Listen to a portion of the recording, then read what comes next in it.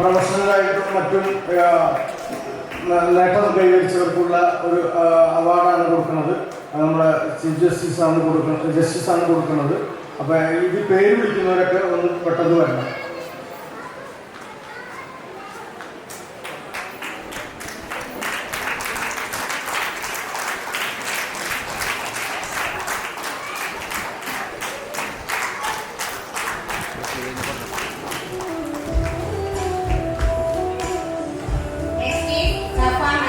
For MD. Safa. Safa also not there. So I would like to invite Majid sir. Our parents, Safa.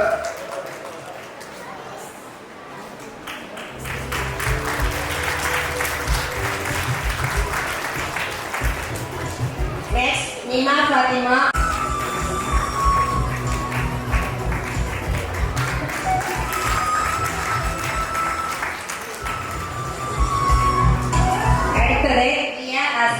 Also for engineering.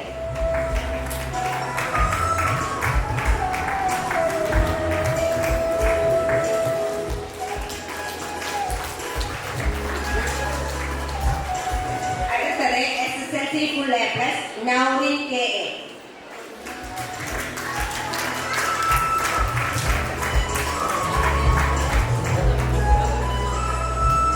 Next, +2 full A+, Leah Asmi.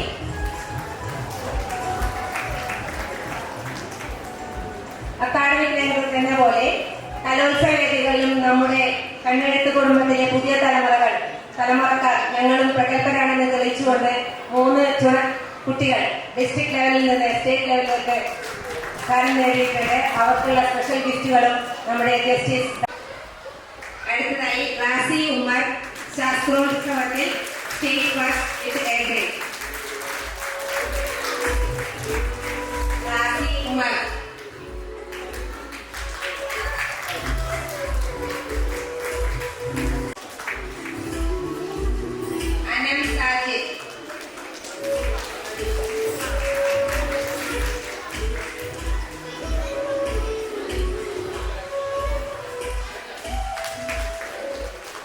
Thank you, sir. Thank you very much.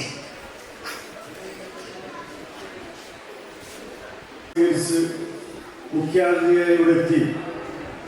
അദ്ദേഹം വളരെ ഇൻസ്പിറേഷനായിട്ട് നമ്മളൊക്കെ പ്രചോദനം നൽകുന്ന വിധത്തിൽ നല്ലൊരു speech നമുക്ക് നല്ലൊരു gift തന്ന അദ്ദേഹത്തിന് നമ്മുടെ കുടുംബസമിതി ഒരു അനുമോദിക്കുകയാണ്.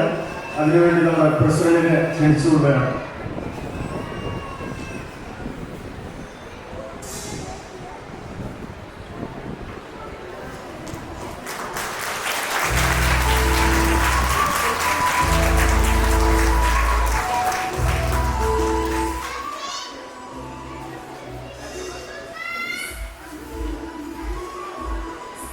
ഔപചാരികമായിട്ട് ഈ ചടങ്ങിന് നന്ദി പറയാൻ വേണ്ടി അബ്ദുൽ മജീദ്.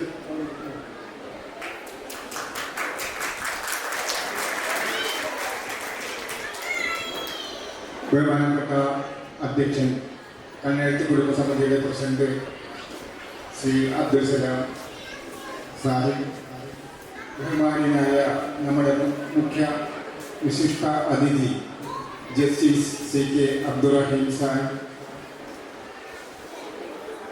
കുടുംബസമിതിയുടെ സെക്രട്ടറി അസാദ്, കുടുംബസമിതിയുടെ ട്രഷറർ സുൽഫിക്കർ, മറ്റ് ഭാരവാഹികളെ, കുടുംബ അംഗങ്ങളെ, ബന്ധുമിത്രാദികളെ, സുഹൃത്തുക്കളെ, നമ്മുടെ 20ാമത്തെ കുടുംബവാർഷിക യോഗം ഇവിടെ നടന്നുകൊണ്ടിരിക്കുകയാണ്. നമ്മുടെ കുടുംബവാർഷിക യോഗത്തിന് ഉദ്ഘാടനം ചെയ്ത ബഹുമാന്യനായ ജസ്റ്റിസ് CK അബ്ദുൾ റഹ്മാൻ അവർക്ക് കുടുംബസമിതിയുടെ പേരിൽ നന്ദി രേഖപ്പെടുത്തിക്കൊള്ളുന്നു. നമ്മുടെ ഈ യോഗത്തിൽ അധ്യക്ഷത വഹിച്ച കുടുംബസമിതിയുടെ പ്രസിഡന്റ് അബ്ദുൽ സലാം കാക്ക് ഈ കുടുംബസമിതിയുടെ പേരിൽ നന്ദി രേഖപ്പെടുത്തിക്കൊള്ളുന്നു. കുടുംബസമിതിയുടെ സെക്രട്ടറി ശ്രീ അസാദിനെ കുടുംബസമിതിയുടെ പേരിൽ നന്ദി രേഖപ്പെടുത്തിക്കൊള്ളുന്നു. മുൻ പ്രസിഡന്റും നമ്മുടെ ലീഗൽ അഡ്വൈസറുമായ അഡ്വക്കേറ്റ് അബ്ദുൽ ഖാദർ കണ്ണെഴുത്തിന് കുടുംബസമിതിയുടെ പേരിൽ നന്ദി രേഖപ്പെടുത്തിക്കൊള്ളുന്നു. നമ്മുടെ ഈ കുടുംബസമിതിയുടെ മുൻ ഭാരവാഹികളും ആയ ശ്രീ ബീരാൻ കണ്ണെഴുത്ത് അവർക്ക് ഈ കുടുംബസമിതിയുടെ പേരിൽ നന്ദി രേഖപ്പെടുത്തിക്കൊള്ളുന്നു. കുടുംബസമിതിയുടെ സെക്രട്ടറി ശ്രീ അസാദിനെ കുടുംബസമിതിയുടെ പേരിൽ നന്ദി രേഖപ്പെടുത്തിക്കൊള്ളുന്നു. കുടുംബസമിതിയുടെ ട്രഷറർ ശ്രീ സുൽഫിക്കർ കണ്ണെഴുത്തിന് കുടുംബസമിതിയുടെ പേരിൽ നന്ദി രേഖപ്പെടുത്തിക്കൊള്ളുന്നു. ഈ അധ്യക്ഷതയിലിരിക്കുന്ന എല്ലാ ഭാരവാഹികൾക്കും കുടുംബസമിതിയുടെ പേരിൽ നന്ദി രേഖപ്പെടുത്തിക്കൊള്ളുന്നു. അതോടൊപ്പം തന്നെ നമ്മുടെ ഈ കുടുംബസമിതിയിലെ എല്ലാ അംഗങ്ങൾക്കും കുടുംബസമിതിയുടെ പേരിൽ നന്ദി രേഖപ്പെടുത്തിക്കൊള്ളുന്നു. അതോടൊപ്പം നമ്മുടെ ബന്ധുമിത്രാദികളായ ഉള്ള എല്ലാവർക്കും നന്ദി രേഖപ്പെടുത്തിക്കൊണ്ട് നിർത്തുന്നു. ജയ് ഹിന്ദ്.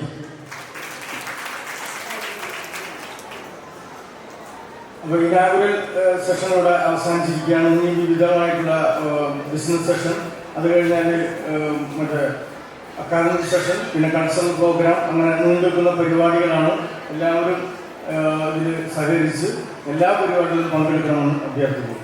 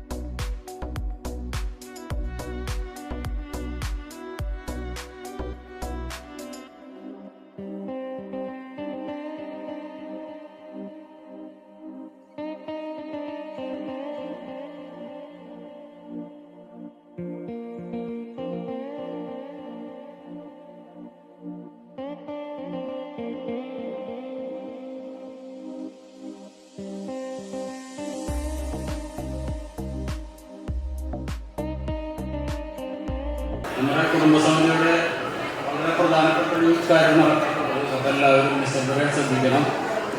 നമ്മുടെ തുടർ പ്രവർത്തനങ്ങൾക്ക് പോരായ്മകൾ കണ്ടു പരിഹരിക്കാനും അതൊക്കെ കഴിഞ്ഞുള്ള ചർച്ചയിൽ നിങ്ങൾ നിർദ്ദേശം ഉണ്ടാവണം. അപ്പോൾ റിപ്പോർട്ട് എല്ലാവരും ശ്രദ്ധയോടെ കേൾക്കുകയും ഇതിനുശേഷം നമ്മൾ ചർച്ച നിങ്ങളുടെ അഭിപ്രായങ്ങൾ പറയണമെന്ന് അഭ്യർത്ഥിച്ചുകൊണ്ട് റിപ്പോർട്ടിലേക്ക് കടക്കുകയാണ്.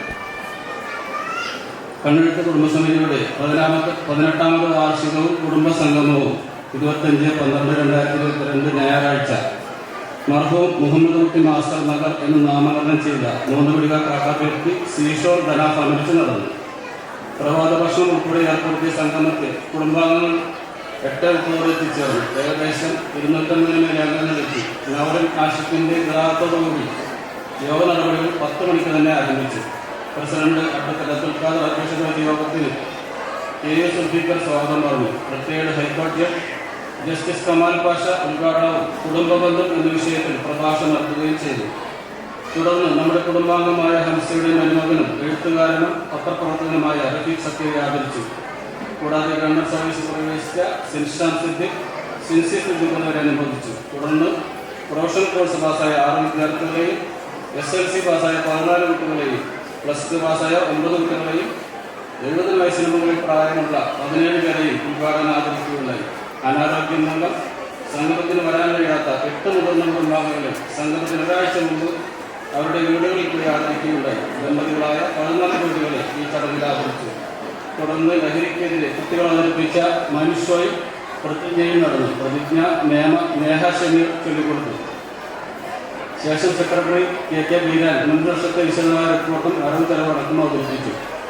തുടർന്ന് നസീർ കളമശ്ശേരി പുതിയ കമ്മിറ്റി പാനൽ അംഗീകരിക്കുകയും ആയത് പൊതുയോഗം അംഗീകരിക്കുകയും ചെയ്തു. സ്ത്രീകൾക്കായി പായസം, പുഡിംഗ്, ചമ്മന്തി, കേക്ക് എന്നിങ്ങനെയുള്ള മത്സരം നടന്നു. വിജയികൾക്ക് ആകർഷകമായ സമ്മാനങ്ങൾ നൽകി. തുടർന്ന് കുട്ടികളുടെയും മുതിർന്നവരുടെയും കലാ കായിക മത്സരങ്ങൾ നടന്നു. ഇതിൽ പങ്കാളികളായ മുഴുവൻ പേർക്കും സമ്മാനങ്ങൾ നൽകിക്കൊണ്ട് നമ്മുടെ 108 കുടുംബങ്ങൾക്കും മൊമെൻ്റോ വിതരണം ചെയ്തു. ഇത് ഓരോ കുടുംബത്തിൻ്റെയും പ്രതിനിധികൾ ഏറ്റുവാങ്ങി. യോഗത്തിൽ നമ്മുടെ ഒരംഗത്തിന് വീട് വെക്കുന്നതിലേക്ക് 1,07,000 രൂപ ഓഫർ ലഭിക്കുകയുണ്ടായി. ഉദ്യോഗ തെരുവിലേക്കായി 48 കുടുംബങ്ങൾ 1,74,500 രൂപ സംഭാവന നൽകി. 1,69,554 രൂപ ചിലവ് കഴിച്ച് ബാക്കി 4,946 രൂപ നീക്കിയിരിപ്പുണ്ടായി.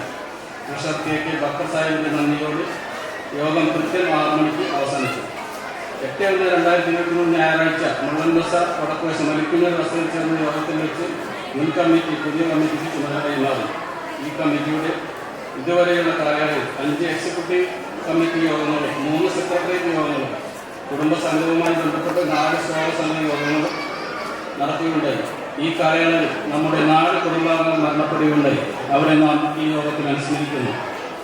കുഞ്ഞുബാബ മാസ്റ്റർ നമ്മുടെ സമിതിയുടെ സ്ഥാപകരിൽ മുൻപന്തിയിലുണ്ടായിരുന്ന ഒരാളായിരുന്നു. സ്ഥാപക പ്രസിഡന്റ് തുടങ്ങി മരണപ്പെടുമ്പോൾ രക്ഷാധികാരികൾ ഒരാൾ കൂടിയായിരുന്നു. കുടുംബസമിതിക്ക് അദ്ദേഹം നൽകിയ വിലമതിക്കാനാവാത്ത സേവനങ്ങൾ ഈ അവസരത്തിൽ അനുസ്മരിക്കുന്നതോടൊപ്പം അദ്ദേഹത്തിന് നാഥൻ മഹുറത്തും അർഹമത്ത് നൽകട്ടെ എന്ന് പ്രാർത്ഥിക്കുകയും ചെയ്യുന്നു. കൂടാതെ നമ്മളിൽ നിന്ന് മരണപ്പെട്ട കണ്ണഴുത്ത കുഞ്ഞമ്മയുടെ ഭാര്യ ആമിന, യൂസഫ്, ബഷീർ, കൊച്ചുപതി എന്നിവരെയും യോഗം അനുസ്മരിക്കുന്നു. അള്ളാഹു അവർക്ക് മഹുറത്തും അർഹമത്ത് നൽകി. ആമീൻ.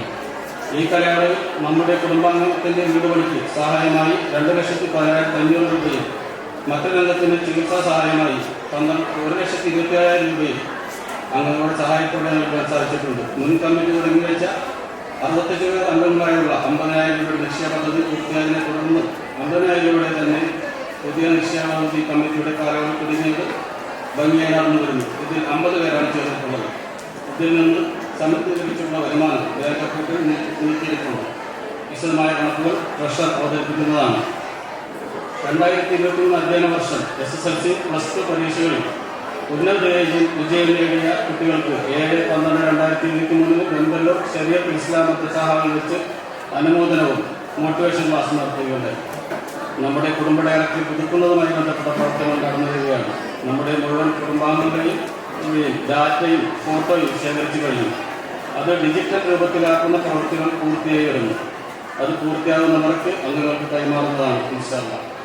കമ്മിറ്റിയുടെ നിർദ്ദേശപ്രകാരം ഡാറ്റ ശേഖരണം സമയബന്ധിതമായി പൂർത്തിയാക്കി കമ്മിറ്റി കൈമാറിയ നമ്മുടെ കുടുംബാംഗം ബീരാൻ മുകൾ ജിഷയെ അഭിനന്ദിക്കുന്നു.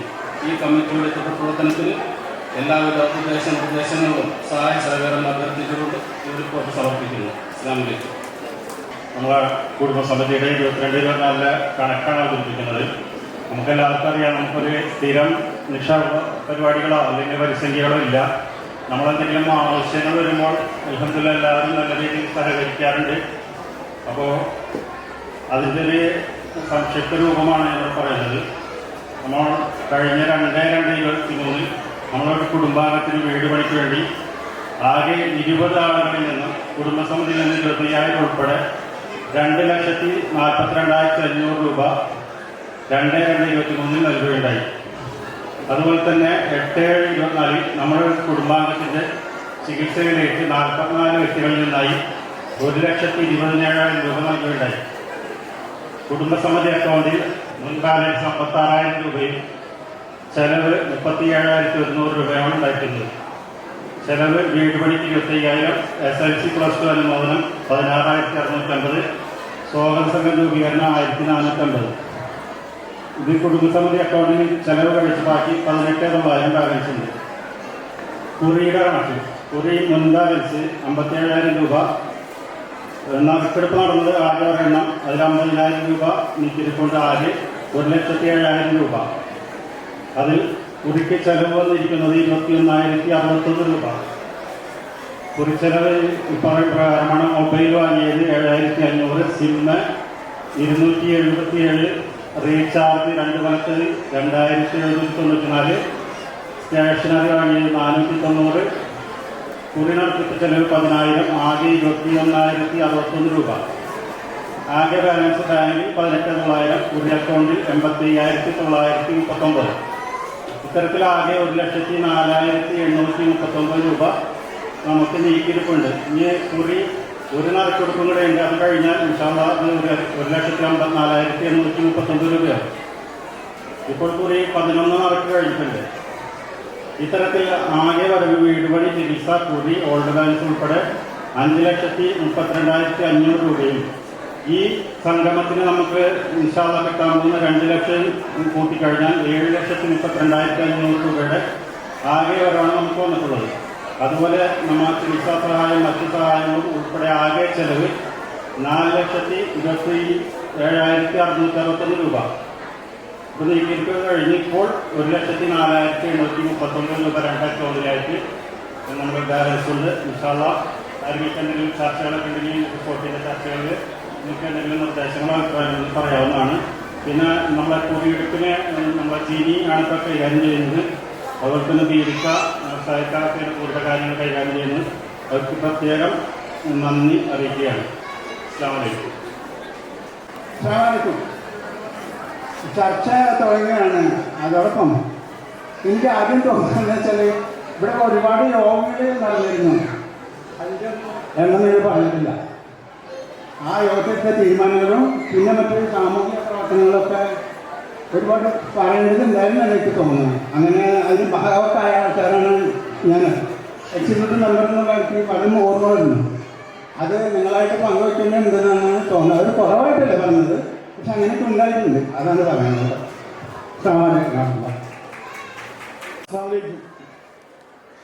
ഇവിടെ ഒരു റിപ്പോർട്ട് അവതരിപ്പിച്ച് കാര്യം നമുക്ക് ആകെ ഒരു വേദിയിലാണ് നമ്മുടെ കുടുംബ പുരോഗതിയെ സംബന്ധിച്ചും ഭാവി പരിപാടികളെ കുറിച്ചൊക്കെ ചർച്ച ചെയ്യാനുള്ള അവസരം കിട്ടണത്. അപ്പൊ നമുക്ക് ഒരുപാട് ഐഡിയാസ് ഉണ്ടാവും. നേരത്തെ ഉദ്ഘാടനം പറഞ്ഞ വഴി നമ്മളിലൊരു ഗ്യാപ്പ്, ആ 19-30 വയസ്സിനുള്ള തൊഴിലാളിയില്ലാത്ത ഒരു ബുദ്ധിമുട്ട് നമ്മൾ അനുഭവിക്കണം. ഒരുപാട് ഐഡിയാസ് ഉള്ള ചെറുപ്പക്കാർ നമ്മളിലുണ്ട്. നമുക്കിതിനെ നല്ല രീതിയിൽ കൊണ്ടുപോകാനും പ്രത്യേകിച്ച് നമ്മൾ നേരത്തെ പറഞ്ഞ ജീവകാരുണ്യ പ്രവർത്തനങ്ങളായാലും നമുക്ക് ഒട്ടേറെ തൊഴിലവസരങ്ങൾ ഉണ്ടാക്കാനുമായിട്ട് വിദ്യാഭ്യാസപരമായിട്ട് നമ്മൾ പഠിച്ചന്വേഷിച്ചുള്ള തൊഴിൽ സംരംഭങ്ങൾ തേടിപ്പോകാനുള്ള സംവിധാനങ്ങളൊക്കെ ഇപ്പൊ നമ്മൾ കുടുംബസമിതി രൂപീകരിച്ചത് 20 വർഷമായി. അതിനുശേഷം പല കുടുംബ സമിതികളും നാട്ടിൽ വന്നിട്ടുണ്ട്. പക്ഷെ എന്നിരുന്നാൽ പോലും ഒട്ടേറെ പദ്ധതികൾ അവർ കാഴ്ചവെച്ച് അവരുടെ കുടുംബപരമായിട്ടുള്ള പുരോഗതിക്കും മക്കളുടെ പഠനപരമായ കാര്യങ്ങൾക്കും എല്ലാം ഒട്ടേറെ പദ്ധതികൾ ആവിഷ്കരിച്ച് നടപ്പിലാക്കുന്നുണ്ട്. നമ്മളെ സംബന്ധിച്ചോളം വളരെ കുറച്ച് ആളുകളുള്ളൂ. ചുരുങ്ങി വന്നാൽ ഏറ്റവും കൂടുതൽ 120 കുടുംബങ്ങൾ നമ്മൾ ഉണ്ടാവുള്ളൂ. ഏകദേശം വന്നു കഴിഞ്ഞാൽ ഒരു 300-350 അംഗങ്ങൾ ഉണ്ടാവും ചിന്തിച്ചാൽ. ഇപ്പൊ കുട്ടികളടക്കം കുട്ടികളെ കണക്കാക്കിയിട്ടില്ല. വളരെ ചെറിയ, സത്യം പറഞ്ഞാൽ വളരെ ചെറിയൊരു കുടുംബമാണ് നമ്മളത്. അപ്പൊ ഇത് എന്തെങ്കിലും ഒരാൾക്കൊരു രോഗം വന്നാൽ വളരെ ആവശ്യത അനുഭവിക്കുന്നത് ആകെ കുറച്ച് തൊഴിലുണ്ടാവുന്ന ആൾക്കാരുള്ളൂ. കുറച്ച് സാമ്പത്തിക ഭദ്രതയുള്ള ആളുകൾ, ബാക്കിയൊക്കെ അന്നാമത്തെ ഭക്ഷണത്തിന് വേണ്ടി പണിയെടുക്കുന്ന ആളുകളാണ്. അപ്പൊ നമ്മളിതൊന്നും കുറച്ച് ചെറുപ്പക്കാരായ ആളുകൾ ഒട്ടേറെ മേഖലകളിൽ തേടി അവർക്കൊക്കെ നല്ല അവസരങ്ങൾ ഉണ്ടാക്കാനായിട്ടും നല്ല സംരംഭങ്ങൾ ഉണ്ടാക്കാനായിട്ടും ഒക്കെ നമ്മളൊരു ശ്രമം ആരംഭിക്കണം. അതുപോലെ ജീവകാരുണ്യ പ്രവർത്തനങ്ങൾക്കൊക്കെ കുറച്ച് ഉദാരമായിട്ടുള്ള രീതിയിലൊരു സംഭാവന കൊടുക്കാനുള്ള സംവിധാനങ്ങൾ ഉണ്ടാവണം. അപ്പൊ ഇത് തന്നെ ഈ പരിപാടി നടത്താനായിട്ട് 2 ലക്ഷം രൂപയോളം ചെലവാണ്. നമുക്ക് വളരെ ചെറിയൊരു പരിപാടിയാണ്. ഈ 2 ലക്ഷം രൂപ ചെലവ് എന്ന് പറഞ്ഞാൽ അത് ഒരു നമ്മൾ നിരന്തരമായി ആവശ്യപ്പെട്ടുകൊണ്ടിരിക്കുന്ന, സ്ഥിരമായി ആവശ്യപ്പെട്ടിട്ടാണ് ആളുകൾ എന്തെങ്കിലുമൊക്കെ കിട്ടുന്നത്. നമ്മളൊന്ന് മനസ്സിലാക്കണം, നമ്മുടെ കുടുംബത്തിന്റെ ഐക്യം കഴിഞ്ഞിട്ട് മറ്റുള്ളവരിലേക്ക് നമ്മൾ ചെല്ലേണ്ട കാര്യമുള്ളൂ. നമ്മുടെ കുടുംബാംഗങ്ങളുടെ ആവശ്യം അനുഭവിക്കാൻ നമ്മുടെ കുടുംബാംഗങ്ങളുടെ കൂട്ടായ്മ എല്ലാം അതിനാണ് നമ്മൾ മുൻതൂക്കം കൊടുക്കേണ്ടത്. അതിന് സാമ്പത്തികമോ അല്ലെങ്കിൽ മറ്റു വിധത്തിലുള്ള തൊഴിൽപരമായിട്ടുള്ള അന്തരങ്ങൾ ഉണ്ടാവാൻ പാടില്ല. ഇവിടെ നമ്മളൊക്കെ ഇതൊക്കെ രൂപീകരിക്കുമ്പോൾ ഇവിടെ പല മേഖലകളിലായിട്ട് ആൾക്കാർ വിന്യസിക്കുന്നത്. ഒരു കല്യാണം വരുമ്പോഴോ ഒരു മരണം വരുമ്പോഴോ ചില ആളുകൾ ഉണ്ടാവും. അല്ലെങ്കിൽ കൈപ്പോങ്ങൽക്കാർ, അല്ലെങ്കിൽ പള്ളിനടക്കാർ, അല്ലെങ്കിൽ പത്തഴക്കാടുകാർ എന്നൊക്കെ പറഞ്ഞ് പല മേഖലയിലല്ലാണ്ട് ആരും അങ്ങോട്ടും ഇങ്ങോട്ടും പരസ്പരമായിട്ടുള്ള ഒരു കൂട്ടായ്മ ഉണ്ടായില്ല. പക്ഷെ കഴിഞ്ഞ 20 വർഷത്തോളമായി നമ്മൾ പല മേഖലകളിലും ഒന്നിച്ച് കാണുന്നു, ഒന്നിച്ച് കൂടുന്നു, വിഷയങ്ങൾ പങ്കുവെക്കുന്നു, പരസ്പരം തലമുറകൾ ബന്ധങ്ങൾ സൃഷ്ടിക്കുന്നു. ഇതൊക്കെ നമ്മൾ ഈ കുടുംബസമിതി കൊണ്ടുള്ള ഉപകാരമുള്ളൂ. അത് നമ്മൾ മറക്കരുത്.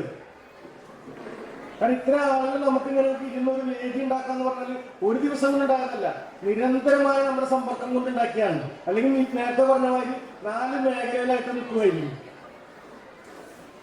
ഇപ്പോഴത്തെ കാലത്ത് പ്രത്യേകിച്ച് എല്ലാവരും കൂട്ടുകുടുംബങ്ങൾ ഒന്നുമില്ല, അണുകുടുംബങ്ങളാണ്. അത് മാത്രമല്ല, ആ അണുകുടുംബത്തിൽ നിന്ന് വേർതിരിച്ച് വീണ്ടും വീണ്ടും നാം ഒന്ന് നമുക്കൊന്നുള്ള രീതിയിലേക്ക് പോയിക്കൊണ്ടിരിക്കുകയാണ്. അപ്പൊ ഈ കുടുംബ കൂട്ടായ്മക്കൊക്കെ വളരെ പ്രാധാന്യമുള്ള ഒരു കാലഘട്ടമാണ് നമ്മൾ. ഒരാൾക്ക് എന്തെങ്കിലും അബദ്ധം ഇപ്പൊ ഏറ്റവും ചുരുങ്ങിയ ഉദാഹരണം പറയാം. എന്റെ സഹോദരന് പെട്ടെന്ന് ക്യാൻസർ ബാധിച്ച് 2 മാസത്തോളം കിടപ്പിലായി. ഒരുപാട് ചികിത്സാ സംവിധാനമായി ഒരുപാട് പണം ചെലവഴിച്ചു. നമുക്കൊക്കെ താങ്ങാവുന്ന രീതിയിലായിരുന്നപ്പോൾ കുടുംബസഹായം നമ്മൾ സഹായിച്ചു. അതുപോലെ പല ആളുകൾക്കും സഹായിച്ചു. അതുപോലെ വിദ്യാഭ്യാസപരമായിട്ട് നമുക്ക് പ്രോത്സാഹനം കിട്ടുന്നുണ്ട്. എൻ്റെ മക്കൾ പഠിക്കും, മറ്റുള്ളവരുടെ മക്കളും പഠിക്കണം, മറ്റുള്ളവർ നല്ല രീതിയിലാവണം. അവരുടെ ഗൾഫ് മേഖലയിലൊക്കെ നമ്മൾ വർദ്ധിക്കുന്നുണ്ട്. അവരൊക്കെ നല്ല രീതിയിലുള്ള സംഭാവന കൊടുക്കണം. അവരുടെ വിഷയങ്ങളിലൊക്കെ നമുക്ക് ഇടപെടാൻ പറ്റും. ഏതൊരു വിഷയവും, കുടുംബപരമായ വിഷയമായാലും ഏത് വിഷയവും നമുക്ക് കൂട്ടായിട്ട് ചർച്ച ചെയ്യാൻ പറ്റും. ഇന്ന് വളരെ സ്വാർത്ഥതായിട്ടുള്ള ഒരു കാലഘട്ടത്തിലൂടെ പോണത്. ഞാൻ എൻ്റെത് മാത്രം മതി എന്നുള്ളത്, ഒരു വഴി പോലും കൊടുക്കാത്തൊരു കാലഘട്ടമുണ്ട്. ഒരടി വഴി പോലും കൊടുക്കാത്ത മനുഷ്യൻ ജീവിക്കുന്ന ഒരു കാലഘട്ടമുണ്ട്. എത്ര ഇസ്ലാമിസം പറഞ്ഞാലും അവരൊക്കെ വലിയ വലിയ ഇസ്ലാം ഖുർആനൊക്കെ കാണാതെ വെച്ചിട്ടുണ്ടാവും. പക്ഷെ ഒരു അടി വഴി വിട്ടു കൊടുക്കൂല ഒരാൾക്ക്. ഒരു 5 രൂപ സംഭാവന കൊടുക്കില്ല. ഒരു സാമ്പത്തികമായ രീതിയിൽ ജീവകാരുണ്യ പ്രവർത്തനം നടത്തില്ല ആളുകൾ. ആ ഒരു കാലഘട്ടത്തിലാണ് നമ്മൾ ജീവിക്കേണ്ടത്. അത്രയും മൂല്യശോഷം, നേരത്തെ പറഞ്ഞ മാതിരി മൂല്യശോഷം സംഭവിച്ചുകൊണ്ടിരിക്കുന്ന ഒരു കാലഘട്ടമാണ് നമ്മൾ. അപ്പൊ ഈ കൂട്ടായ്മയിലൊക്കെ നമ്മളതൊക്കെ മാറ്റി നമ്മൾ പരസ്പരം സഹായിച്ച് നാടിന് തന്നെ മാതൃകയാവണം നമ്മൾ. അപ്പൊ ഇന്നൊരു എനിക്ക് കാര്യം പറയാനുള്ളത്, ഞാൻ ഇത് തുടങ്ങുന്ന അന്ന് തൊട്ട് പറയാനുണ്ട്, കല്യാണത്തിന് വരുന്ന പോലെ സംഗമത്തിൽ വരുന്നുണ്ട്. അപ്പൊ 12 മണിയായി, ഇപ്പോഴാണ് ചില ഫാമിലികൾ വന്നുകൊണ്ടിരിക്കുന്നത്. 12 മണിക്ക് എന്നാൽ കല്യാണത്തിന് വരുന്ന അനുസരിച്ച് കല്യാണത്തിന് വരെ 12 മണിക്കാ. എല്ലാവരും ഒട്ടേറെ പരിപാടികൾ ഉണ്ടാവും. ഇന്ന് ക്രിസ്മസ് ആണ്. ഞായറാഴ്ച വെക്കുകയാണെങ്കിൽ പറഞ്ഞാൽ 100 കല്യാണം ഉണ്ടെന്ന് പറയും. ഈ ക്രിസ്മസ് പരിപാടി നമ്മൾ 4 മാസം മുമ്പ് അറേഞ്ച് ചെയ്തതാണ്. 4 മാസമായി. ഈ 4 മാസം മുമ്പ് നമ്മളിത് അറേഞ്ച് ചെയ്തിട്ട് ഇപ്പൊ എല്ലാവർക്കും ഒരു കല്യാണം, ഒരാവശ്യങ്ങൾ വരുന്നെന്താണ്? മരണമുണ്ടെങ്കിൽ നമുക്ക് സമ്മതിക്കാം, കാരണം നമുക്ക് വിചാരിക്കാൻ പറ്റില്ല. അപ്പൊ നമ്മുടെ എത്രമാത്രം ആത്മാർത്ഥം ഉണ്ടെന്നൊന്ന് സ്വയം മനസ്സിലാക്കണം നമ്മൾ. അപ്പൊ എല്ലാവരും അതൊക്കെ മറന്ന് നമ്മൾ പരസ്പരം കാണാനും, ഒരുപക്ഷെ നമ്മൾ വീട്ടിലുള്ളവരുണ്ടാവും, ഇല്ലാത്തവരുണ്ടാവും, സാമ്പത്തികമായും വിദ്യാഭ്യാസമായും ഉണ്ടാവും, ഇല്ലാത്തൊക്കെ ഉണ്ടാവും. എല്ലാം മനുഷ്യരാണ്. അള്ളാഹുവിന്റെ എല്ലാവരും ഒന്നാണ്. ഈ കൂട്ടായ്മ വന്നത് കാരണം ബന്ധങ്ങൾ വേർപ്പെടുത്തുന്ന നമ്മൾപ്പെട്ടവരല്ലാന്നാണ് നമ്മുടെ ഖുർആനും ഹദീസും നമ്മൾ പറയുന്നത്. അപ്പൊ അത് നമ്മൾ മനസ്സിലാക്കിക്കൊണ്ട് ജീവിതം മുന്നോട്ട് കൊണ്ടുപോകണം. എന്തെങ്കിലും ഒരു പരിപാടി വെച്ചാൽ ആ പരിപാടിക്ക് നമ്മുടെ എല്ലാ സമയവും മറ്റു വിധത്തിലുള്ള എൻജോയ്മെന്റ് ഒക്കെ കളഞ്ഞ് ഇതിന് മുൻതൂക്കം കൊടുക്കണമെന്ന് പറഞ്ഞുകൊണ്ട് ഞാൻ നിർത്തുന്നു. സമയം പിന്നെ ആൾക്കാർക്ക് പറഞ്ഞ പുതിയ ഐഡിയാസൊക്കെന്നുള്ളത് നിങ്ങൾ ഗ്രൂപ്പിൽ കൂടെയൊക്കെ ഷെയർ ചെയ്യുക, ഇവിടെ പറയാൻ ബുദ്ധിമുട്ടുണ്ടെങ്കിൽ. അപ്പോൾ നമ്മൾ ഈ സമയം വൈകിക്കൊണ്ട് ഈ ചർച്ച നിൽക്കണമെന്നില്ല, ഇവിടെ അവസാനിപ്പിക്കുക. നല്ല കുടുംബം, നല്ല സമൂഹം എന്ന വിഷയത്തിനെ പറ്റി ചർച്ച ക്ലാസ് ചെയ്യുന്നതിന് വേണ്ടി സ്വാമിനാഥൻ ചോദിച്ചു.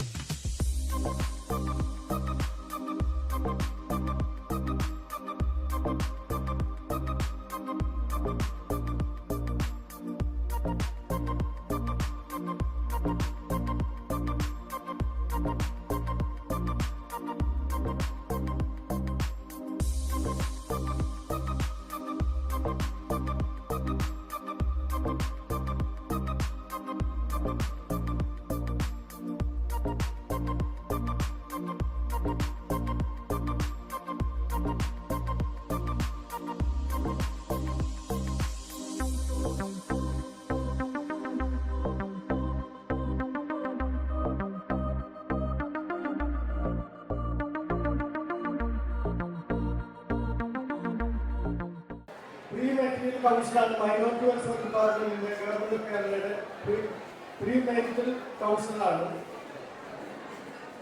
പിന്നെ ലൈഫ് സ്കിൽ ട്രെയിനറും കൂടെയാണ്. MSW, MA, PGDC എന്നിവ ക്വാളിഫൈഡ് ആയിട്ടുള്ള ആളാണ് നമ്മൾ ക്ലാസ് എടുക്കുന്നത്. വളരെ പേപ്പറുകൾ പ്രസന്റ് ചെയ്തിട്ടുണ്ട്. നമുക്ക് വളരെ ഉപകാരപ്രദമായ രീതിയിൽ ഈ ക്ലാസ് കൊണ്ടുവന്ന് തീർച്ചയായിട്ടും നമുക്ക് ഒരു ഉദർക്കുന്നതായിരിക്കുമെന്ന് അറിയാം. വളരെ ശ്രദ്ധാപൂർവം ഈ ക്ലാസ്സിൽ ഇരിക്കുമ്പോൾ പ്രത്യേകിച്ച് കുട്ടികൾ, ചെറിയ കുട്ടികൾ ഒന്ന് അവർക്ക് സൗകര്യം ഉണ്ടാക്കി കൊടുക്കണം. അത് പലയിടത്ത് കുടുംബ സംഗമത്തിന്റെ ഭാഗമാവാനായിട്ട് ഇവിടെ എത്തിച്ചേർന്നിരിക്കുന്ന എല്ലാ പ്രിയപ്പെട്ട സഹോദരങ്ങളോടും മനസ്സ് നിറഞ്ഞ സ്നേഹവും സന്തോഷവും അറിയിക്കുന്നു. നമ്മളിലേവരിലും അള്ളാഹുവിന്റെ രക്ഷയും സമാധാനവും വർഷിക്കുമാറാകട്ടെ. ഒരുപാട് സന്തോഷമുണ്ട്. ഞാനിങ്ങനെ കയറി വരുന്ന സമയത്ത് എനിക്ക് തോന്നുന്നു ഒരു കല്യാണ ഫംഗ്ഷനിലോട്ട് കയറി വരുന്ന പോലെയുള്ള ഒരു സന്തോഷവും ഒരു ആഹ്ലാദവും ഒക്കെ പരസ്പരം കാണുന്നുണ്ട് എന്നുള്ളതാണ്. നമുക്കൊക്കെ അത് കാണുമ്പോൾ തന്നെ ഒരു സന്തോഷമാണ്, അല്ലെ? എനിക്ക് തോന്നുന്നു ഒരു മാസത്തിലേറെയായി എനിക്ക് തോന്നുന്നു ഈ ഒരു സംഗമത്തിന്റെ ഭാഗമാവാനും ഇതിന്റെ അടിയറയിൽ പ്രവർത്തിച്ചുകൊണ്ടിരിക്കുന്ന ഒരുപാട് സഹോദരങ്ങളുണ്ട് എന്നുള്ളതാണ് ഞാൻ മനസ്സിലാക്കുന്നത്. ഞാൻ കുറച്ചു നേരമായി അവിടെ വേദിക്ക് പുറകിലിരുന്ന് ഞാൻ ഇവിടെ നടക്കുന്ന ചടങ്ങുകളുടെ അവസാന ഭാഗങ്ങളൊക്കെ വീക്ഷിച്ചുകൊണ്ടിരിക്കുമ്പോൾ എനിക്ക് തോന്നി ഇത് ഇടയ്ക്കിടെ നടക്കുന്ന ഒരു സംഘമാണ്. വർഷത്തിൽ ഒരിക്കലെങ്കിലും ഇത് നടക്കുന്നുണ്ട് എന്നുള്ളത് എനിക്ക് ബോധ്യമായി. അതിന്റെ റിപ്പോർട്ട് വിവരങ്ങളൊക്കെ അവതരിപ്പിക്കുന്നത് കണ്ടപ്പോൾ അത് നമുക്ക് തീർച്ചയായിട്ടും ഒരു സന്തോഷം നൽകുന്ന ഒരു സംഗതി തന്നെയാണ്. അതുകൊണ്ട് തന്നെ നമ്മുടെ ഈ ഒരു യുദ്ധത്തെയും ഈ കൂട്ടായ്മയെയും ഇതിന്റെ അണികൾ പ്രവർത്തിച്ചുകൊണ്ടിരിക്കുന്ന പ്രിയപ്പെട്ട സഹോദരങ്ങളെയും നമ്മുടെ ഈ ഒരു കൂടിച്ചേരലിനെയും എല്ലാം അള്ളാഹു സ്വാലിഹായ അമലുകളായി സ്വീകരിക്കുമാറാകട്ടെ. ഇന്നത്തെ ഒരു സാമൂഹിക സാഹചര്യത്തില് തീർച്ചയായിട്ടും ഇതുപോലെയുള്ള കൂട്ടായ്മകളുടെ പ്രാധാന്യം വളരെ വലുതാണെന്നുള്ളതാണ്. അത് കുടുംബ സംഗമമായിക്കൊള്ളട്ടെ, നമ്മള് കുടുംബാംഗങ്ങൾ കുറച്ച് സമയം ആഴ്ചയിൽ ഒരിക്കലെങ്കിലും കൂടിച്ചേരുന്നതായിക്കൊള്ളട്ടെ, ഏത് രീതിയിലുള്ള കൂട്ടായ്മയാണെങ്കിലും നമ്മുടെയൊക്കെ മക്കൾ ഇത് കാണണം എന്നുള്ളതാണ്. അത് ചെറിയ പ്രായം മുതൽ മുതിർന്നവർ വരെയുള്ള കുട്ടികള് ഈ നമ്മുടെ ബന്ധങ്ങൾ ഇങ്ങനെ കൂടിച്ചേർന്നിരിക്കുന്നത് കാണേണ്ടത് തന്നെയാണ്. കാരണം അത്തരത്തിലുള്ള ഒരു കുടുംബ ബന്ധങ്ങളുടെ പ്രാധാന്യം ഇന്നത്തെ ഒരു സാഹചര്യത്തില് വളരെ അനിവാര്യമായ ഒരു സാമൂഹിക സാഹചര്യത്തിലൂടെയാണ് നമ്മളിപ്പോൾ പോയിക്കൊണ്ടിരിക്കുന്നത് എന്നുള്ളതാണ്. നാഷണൽ ഇൻസ്റ്റിറ്റ്യൂട്ട് ഓഫ് മെന്റൽ ഹെൽത്തിന്റെ 2016 റിപ്പോർട്ട് പറയുന്നത് എന്താന്ന് വെച്ച് കഴിഞ്ഞാൽ നമ്മുടെ രാജ്യത്ത്, അതായത് ഇന്ത്യൻ സാഹചര്യത്തില് 7 പേരിൽ ഒരാൾ മാനസികമായിട്ടുള്ള ആരോഗ്യ പ്രശ്നങ്ങൾ അഭിമുഖീകരിക്കുന്നു എന്നുള്ളതാണ്. അതായത് 7 ആളുകൾ ഉണ്ടെങ്കിൽ അതിലൊരാൾക്ക് മാനസികമായിട്ട് എന്തെങ്കിലുമൊക്കെ പ്രയാസങ്ങൾ ഉണ്ടായിരിക്കും. ആ റിപ്പോർട്ടിൽ പറയുന്ന രണ്ടാമത്തെ സംഗതി എന്താന്ന് വെച്ച് കഴിഞ്ഞാൽ 2020 ആകുമ്പോഴേക്കും 7ൽ 1 എന്നുള്ളത് 5ൽ ഒരാൾ എന്ന രീതിയിലേക്ക് മാറ്റപ്പെടുന്നു. അതായത് 5 ആളുകളിൽ ഒരാൾക്കെങ്കിലും എന്തെങ്കിലുമൊക്കെ ബുദ്ധിമുട്ട്, മനസ്സിന് ഇങ്ങനെ പ്രയാസവും അസ്വസ്ഥതൊക്കെ വരുന്നുള്ളതാണ് പറയുന്നത്. ആ റിപ്പോർട്ടിൽ പറയുന്ന മൂന്നാമത്തെ സംഗതി എന്താന്ന് വെച്ച് കഴിഞ്ഞാൽ വരും വർഷങ്ങളിൽ, അതായത് 2025 കഴിഞ്ഞ് 2030 ആകുമ്പോഴേക്കും ഓരോ കുടുംബ സാഹചര്യങ്ങളിലും ഓരോ കുടുംബാംഗങ്ങൾക്കിടയിലും ഓരോ കുടുംബത്തിലും ഓരോ മാനസികാരോഗ്യ വിദഗ്ധരെങ്കിലും ആവശ്യമാവുന്ന ഘട്ടങ്ങളിലേക്ക് നമ്മുടെയൊക്കെ ജീവിതക്രമം മാറ്റപ്പെടുന്നുള്ളതാ പറയുന്നത്. ആ രീതിയിലുള്ള പ്രയാസങ്ങൾ മുൻകൂട്ടി കാണുന്നുണ്ട് എന്നുള്ളതാണ്. തീർച്ചയായിട്ടും അങ്ങനെയുള്ള ഒരു സാഹചര്യത്തിലാണ് ഇതുപോലെയുള്ള സംഗമങ്ങളുടെ ഒരു അനിവാര്യത എന്ന് പറയുന്നത്. കാരണം നമ്മുടെ മക്കൾ ഇത് കാണണമെന്ന് പറയാൻ കാരണം എന്താണെന്ന് വെച്ച് കഴിഞ്ഞാൽ കുട്ടികളെ സംബന്ധിച്ചിടത്തോളം ഇന്ന് വിവാഹം, കുടുംബം, ഈ 2 ആശയങ്ങളെ കുറിച്ച് ഒരുപാട് തെറ്റിദ്ധാരണകൾ ഉണ്ട് എന്നുള്ളതാണ്. നമ്മുടെയൊക്കെ വീടുകളിലുള്ള നമ്മുടെ വീടുകളിൽ കൗമാരക്കാരായിട്ടുള്ള മക്കൾ നിങ്ങളുടെ വീടുകളിൽ ഉണ്ടെങ്കിൽ അവരോട് വിവാഹത്തെ കുറിച്ചും കുടുംബ ബന്ധങ്ങളെ കുറിച്ചും കുടുംബ പ്രാധാന്യത്തെ കുറിച്ചൊക്കെ ചോദിച്ചു കഴിഞ്ഞാൽ അവരെന്താ പറയുന്നതെന്നൊന്നും കേട്ടു നോക്കും. അവർക്ക് വിവാഹത്തെ കുറിച്ച് എന്താണ് അവരുടെ ഒരു കോൺസെപ്റ്റ്, വിവാഹം എന്തിനു വേണ്ടിയിട്ടാണ് അവർ പറയുന്നത്. കാരണം ഞാനിപ്പോ അടുത്ത കാലത്ത് തൃശ്ശൂർ ജില്ലയിലെ ഒരുവിധ ക്യാമ്പസുകളിലൊക്കെ ഇങ്ങനെ കയറി ഇറങ്ങിയിരുന്നു. കുട്ടികളുടെ വിവാഹ സങ്കല്പങ്ങളെ കുറിച്ച് മനസ്സിലാക്കുന്നതിനും കുടുംബത്തെ കുറിച്ചുള്ള പ്രാധാന്യം അവർക്ക് എത്രത്തോളം ഉണ്ട് എന്ന് അറിയുന്നതിന് വേണ്ടിയിട്ടൊക്കെ ആയിട്ട്. അപ്പോ എനിക്ക് തോന്നുന്നു ഒരു 2 വർഷം മുമ്പ് കിട്ടാത്ത കുറെ പ്രതികരണങ്ങളാണ് ഈ അടുത്ത കാലത്തായി മക്കളിൽ നിന്ന് പല ക്യാമ്പസുകളിൽ നിന്ന് കേൾക്കാൻ സാധിക്കുന്നത്. അതില് ഇപ്പൊ റീസെന്റ് ഇപ്പൊ അടുത്ത് കേട്ട ചില കുട്ടികളുടെ ഒരു പ്രതികരണം എങ്ങനെയാന്ന് വെച്ച് കഴിഞ്ഞാൽ, മാഡം എന്തിനാ കുടുംബം, എന്തിനാ നമ്മൾ വിവാഹം കഴിക്കുന്നത്, വിവാഹം ഇല്ലെങ്കിലൊക്കെ ഒരുമിച്ച് നമുക്ക് ജീവിക്കാൻ പറ്റില്ലേ, അതിന് വിവാഹത്തിന്റെ ആവശ്യമുണ്ടോ, ശരിക്കും പറഞ്ഞാൽ ഈ വിവാഹവും കാര്യങ്ങളൊക്കെ കുറെ കൂടി കോംപ്ലിക്കേറ്റഡ് ആക്കുകയല്ലേ ജീവിതങ്ങളെ. അത് കുറെ കൂടി ഉത്തരവാദിത്തങ്ങൾ കൂടുതൽ തരികയല്ലേ ചെയ്യുന്നത്. അതുകൊണ്ട് അതിന്റെ ഒക്കെ ആവശ്യമുണ്ടോ എന്നുള്ള കുറെ തെറ്റിദ്ധാരണകൾ ഇന്ന് ക്യാമ്പസ് ഇടങ്ങളിൽ നിന്ന് മക്കൾക്കിടയിൽ ചർച്ച ചെയ്യുന്നുണ്ട് എന്നുള്ളതാണ്. ആ ഒരു സാഹചര്യത്തിലാണ് നമ്മുടെയൊക്കെ ഇത്തരത്തിലുള്ള കൂട്ടായ്മകളുടെ ഒരു പ്രസക്തി എന്നുള്ളത്. നമ്മൾക്ക് പറഞ്ഞു കൊടുക്കാൻ പറ്റണം കുടുംബ ബന്ധങ്ങൾ എന്തിനാണ്, വിവാഹം അല്ലെങ്കിൽ കുടുംബ സങ്കല്പങ്ങൾ എന്തിനാണെന്ന് നമ്മുടെ കുട്ടികൾക്ക് നമുക്ക് പറഞ്ഞു കൊടുക്കാൻ പറ്റണം എന്നുള്ളതാണ്. കാരണം ഞാൻ കഴിഞ്ഞ ദിവസം ഒരു 3-4 ദിവസം മുമ്പ് കൗമാരക്കാരായിട്ടുള്ള കുട്ടികളോട് കുറച്ച് സമയം സംവദിച്ചു. ഒരു ടീനേജ് കോൺഫറൻസിന്റെ ഭാഗമായിട്ട് കുറച്ചു നേരം സംസാരിച്ചപ്പോ അതിൽ കുറെ പേര് അവരുടേതായ പ്രതികരണങ്ങൾ അറിയിക്കുന്നുണ്ട്. അതിൽ 1-2 മക്കൾ എന്നോട് പറഞ്ഞൊരു സംഗതി, മാഡം ഞങ്ങൾക്ക് കല്യാണം കഴിക്കാൻ പേടിയാണ്. അപ്പൊ ഞാൻ ചോദിച്ചു, മോൾക്ക് എന്താ പേടിയുടെ കാരണം എന്താ? അവരുടെ രക്ഷിതാക്കളൊക്കെ പുറകിലിരിക്കുന്നുണ്ട്. മോൾക്ക് എന്താ പേടി? ഞങ്ങൾ കല്യാണം കഴിച്ചു കഴിഞ്ഞാൽ കുറെ വാർത്തകളൊക്കെ നമ്മൾ കാണുന്നുണ്ടല്ലോ. അപ്പോ അതുപോലൊക്കെ കണ്ട് ഞങ്ങൾക്ക് ഇപ്പൊ കൂടുതലും അങ്ങനെയുള്ള വാർത്തകളാണ് ഞങ്ങൾ കണ്ടുകൊണ്ടിരിക്കുന്നത്. അതുകൊണ്ട് വിവാഹത്തെ കുറിച്ചൊക്കെ കേൾക്കുമ്പോൾ പേടിയാണ്. മാത്രമല്ല അതിൽ മറ്റൊരു കുട്ടി പറഞ്ഞൊരു സംഗതി, പുതിയ വീട്ടിൽ ചേർന്ന് കഴിഞ്ഞാൽ എങ്ങനെ പെരുമാറണം, പുതിയ ആളുകളോട് എങ്ങനെ ഇടപഴകണം, പുതിയ ബന്ധുമിത്രാദികളോട് എങ്ങനെയാണ് സംസാരിക്കുക, ഇതൊന്നും ഞങ്ങൾക്ക് അറിയില്ല. സത്യത്തില് ആ ഒരു പേടി നിമിത്തമാണ് പലപ്പോഴും ഒരു വിവാഹത്തിൽ നിന്നൊക്കെ പിന്മാറുന്നത് എന്നുള്ളത്. എനിക്ക് ഒരു 3 മാസം മുമ്പ് ഒരേ ജില്ലയിൽ തന്നെ 3 കൗൺസിലിംഗ് കേസ് വന്നിട്ടുണ്ടായിരുന്നു. 3 കൗൺസിലിംഗ് കേസസിലും സമാന സ്വഭാവമുള്ള ചില സവിശേഷതകൾ കണ്ടപ്പോഴാണ് ഞാൻ ആ വിഷയത്തെ ഒന്ന് പഠിച്ചത്. അപ്പോ ഈ 3 കേസുകളിലും വ്യത്യസ്ത സാമൂഹിക സാഹചര്യങ്ങളിലുള്ള 3 കുടുംബത്തിൽ നിന്നുള്ള മക്കളെയാണ് കൗൺസിലിംഗിന് കൊണ്ടുവന്നത്. അതിൽ 3 കുട്ടികളുടെയും സിംഗാരിറ്റി എന്താണെന്ന് വെച്ച് കഴിഞ്ഞാൽ 3 പെൺകുട്ടികളും പറയുന്നത് വിവാഹം വേണ്ട, കുടുംബം വേണ്ട. അതിലൊരു കുട്ടി വരുന്നതിനേക്കാളും മുമ്പ് തന്നെ അവരുടെ രക്ഷിതാക്കൾ വിളിച്ചു പറഞ്ഞു, മാഡം എന്റെ കുട്ടി കുറച്ചായിട്ട് ഭയങ്കര ഡിപ്രഷനാണ്, എന്തെങ്കിലും വിവാഹത്തെ കുറിച്ച് പറയുമ്പോൾ തന്നെ ഭയങ്കര കരച്ചിലാണ്, ബഹളാണ്. എന്റെ കുട്ടിനെ ഞാൻ ഇങ്ങനൊന്നും ദേഷ്യപ്പെട്ട് കണ്ടിട്ടില്ല. ഇപ്പോ ആദ്യമൊക്കെ ഈ ഒരു വിഷയം വീട്ടിൽ ചർച്ച ചെയ്യുന്ന സമയത്ത് എന്റെ മക്കൾ ഭയങ്കരമായിട്ട് ദേഷ്യപ്പെടും, ഷൗട്ട് ചെയ്തിട്ട് ഡോറൊക്കെ അടയ്ക്കും, ഭയങ്കര ഉച്ചത്തിൽ സംസാരിക്കും. ഇങ്ങനെയൊന്നും എന്റെ കുട്ടിനെ ഞാൻ കണ്ടിട്ടില്ല. പക്ഷെ ഇപ്പൊ റീസെന്റ് അടുത്ത കാലത്ത് എന്റെ കുട്ടി ദേഷ്യമല്ല കാണിക്കുന്നത്, ഭയങ്കര സങ്കടമാണ്. ഏത് സമയം നോക്കിയാൽ എന്റെ കുട്ടി കരച്ചിലാണ്. ആ ഒരു സാഹചര്യത്തിലാണ് ഈ മോളെ കൊണ്ടുവരുന്നത്. അപ്പൊ ഞാൻ ആ കുട്ടിയോട് കുറച്ചു നേരം അങ്ങനെ സംസാരിച്ചുകൊണ്ടിരുന്ന സമയത്ത് ഈ കുട്ടിക്ക് സംസാരിക്കാൻ പറ്റുന്നില്ല. തുടക്കം മുതൽ ഒടുക്കം വരെ ഈ കുട്ടി കരഞ്ഞുകൊണ്ടേയിരിക്കുന്നുണ്ട്. അവൾ മനഃപൂർവ്വം കരയുന്നതല്ല. കാരണം കുട്ടി വരുന്ന സാഹചര്യം എങ്ങനെയാന്ന് വെച്ച് കഴിഞ്ഞാൽ സിവിയർ ഡിപ്രഷൻ സ്റ്റേറ്റിലാണ് ഈ മോള് വരുന്നത്. ഹൈദരാബാദ് സെൻട്രൽ യൂണിവേഴ്സിറ്റിയിൽ നിന്ന് ഭാഷയില്, അതായത് ഇംഗ്ലീഷ് ഭാഷയില് പോസ്റ്റ് ഗ്രാജുവേഷൻ കഴിഞ്ഞൊരു കുട്ടിയാണ്. അവിടെ നിന്ന് പഠനം പൂർത്തിയായി നാട്ടിൽ വന്ന സമയത്താണ് വിവാഹത്തെ കുറിച്ച് സംസാരിക്കുന്നത്.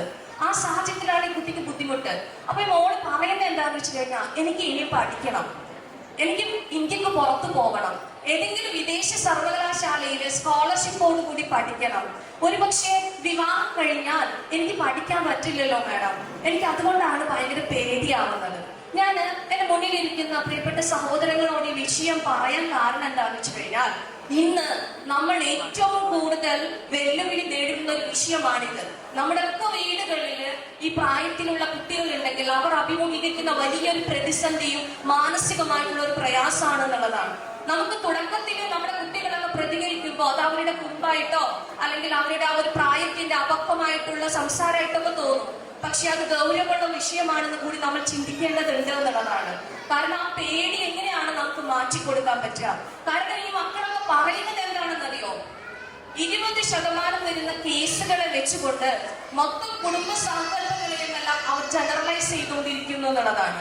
അതായത് പത്രമാധ്യമങ്ങളിൽ വരുന്ന ഒരു 20% അല്ലെങ്കിൽ ഒരു 10% ഇത്തരത്തിലുള്ള പ്രയാസങ്ങൾ നിറഞ്ഞ ചില വാർത്തകൾ, വിവാഹവുമായി ബന്ധപ്പെട്ട പെൺകുട്ടികൾ നേരിടുന്ന ചില പ്രശ്നങ്ങൾ നിറഞ്ഞ വാർത്തകൾ കണ്ട് അവർ മൊത്തം കുടുംബ സങ്കല്പങ്ങളെ സാമാന്യവൽക്കരിക്കുന്നു എന്നുള്ളതാണ്. അപ്പൊ അവരുടെ മനസ്സിൽ വരുന്ന ഒരു ആശങ്ക എന്താന്ന് വെച്ച് കഴിഞ്ഞാൽ, ഞങ്ങൾ കാണുന്നത് ഇതാണ്, അതുകൊണ്ട് എല്ലാ കുടുംബ ബന്ധങ്ങളും ഇങ്ങനെയാണ്, എല്ലാ വിവാഹം കഴിഞ്ഞ കുടുംബാംഗങ്ങളും ഇങ്ങനെയാണ്, എല്ലാ ദമ്പതികളും ഇങ്ങനെയാണ്, എന്റെ ഏറ്റവും പ്രിയപ്പെട്ട സൗഹൃദങ്ങൾക്കിടയിൽ പോലും ഭയങ്കര ടോക്സിക് ബന്ധങ്ങളാണ്, അതുകൊണ്ട് എന്റെ ലൈഫിൽ ഇങ്ങനെ വരുള്ളൂ. ഇത്തരത്തിൽ ഭയങ്കര മിസ്കോൺസെപ്ഷൻസ് ആണ് മക്കൾക്കിടയിൽ വരുന്നത്. നമ്മുടെ കുട്ടികളോട് നമ്മൾ തീർച്ചയായിട്ടും പറഞ്ഞു കൊടുക്കേണ്ടത് അത് വെറും ഒരു 10%, 20% വരുന്ന ഇത്തരത്തിലുള്ള ചില റയർ കേസുകൾ വെച്ചുകൊണ്ട് 80% വരുന്ന മെജോറിറ്റി കുടുംബങ്ങളും ഭയങ്കര സമാധാനത്തിലും സുരക്ഷിതത്വത്തിലും ജീവിച്ചുകൊണ്ടിരിക്കുന്ന സാഹചര്യങ്ങളെ കുറിച്ചുള്ള വാർത്തകളാണ് നമ്മൾ കാണിച്ചു കൊടുക്കേണ്ടത്. ചില മക്കൾ, ഞാനൊരു അധ്യാപക വിദ്യാർത്ഥികളെ പഠിപ്പിച്ചുകൊണ്ടിരിക്കുന്ന ഒരു അധ്യാപികയാണ്. അതായത് ടീച്ചേഴ്സ് ആവാൻ പോകുന്നവരെയാണ് ഞാൻ പഠിപ്പിച്ചുകൊണ്ടിരിക്കുന്നത്. 10-25 വയസ്സായ മക്കളെയാണ് പഠിപ്പിച്ചുകൊണ്ടിരിക്കുന്നത്. ഒരു അക്കാദമിക് ഇയറില് 100 പെൺകുട്ടികൾ അഡ്മിഷൻ എടുക്കുന്നുണ്ടെങ്കിൽ അതിലൊരു 10 കേസെങ്കിലും ഡൈവോഴ്സ് കേസസ് ഉണ്ടാവുന്നതാണ്. അതായത് 100 കുട്ടികളാണ് ഒരു അധ്യയന വർഷത്തിൽ അഡ്മിഷൻ എടുക്കുക.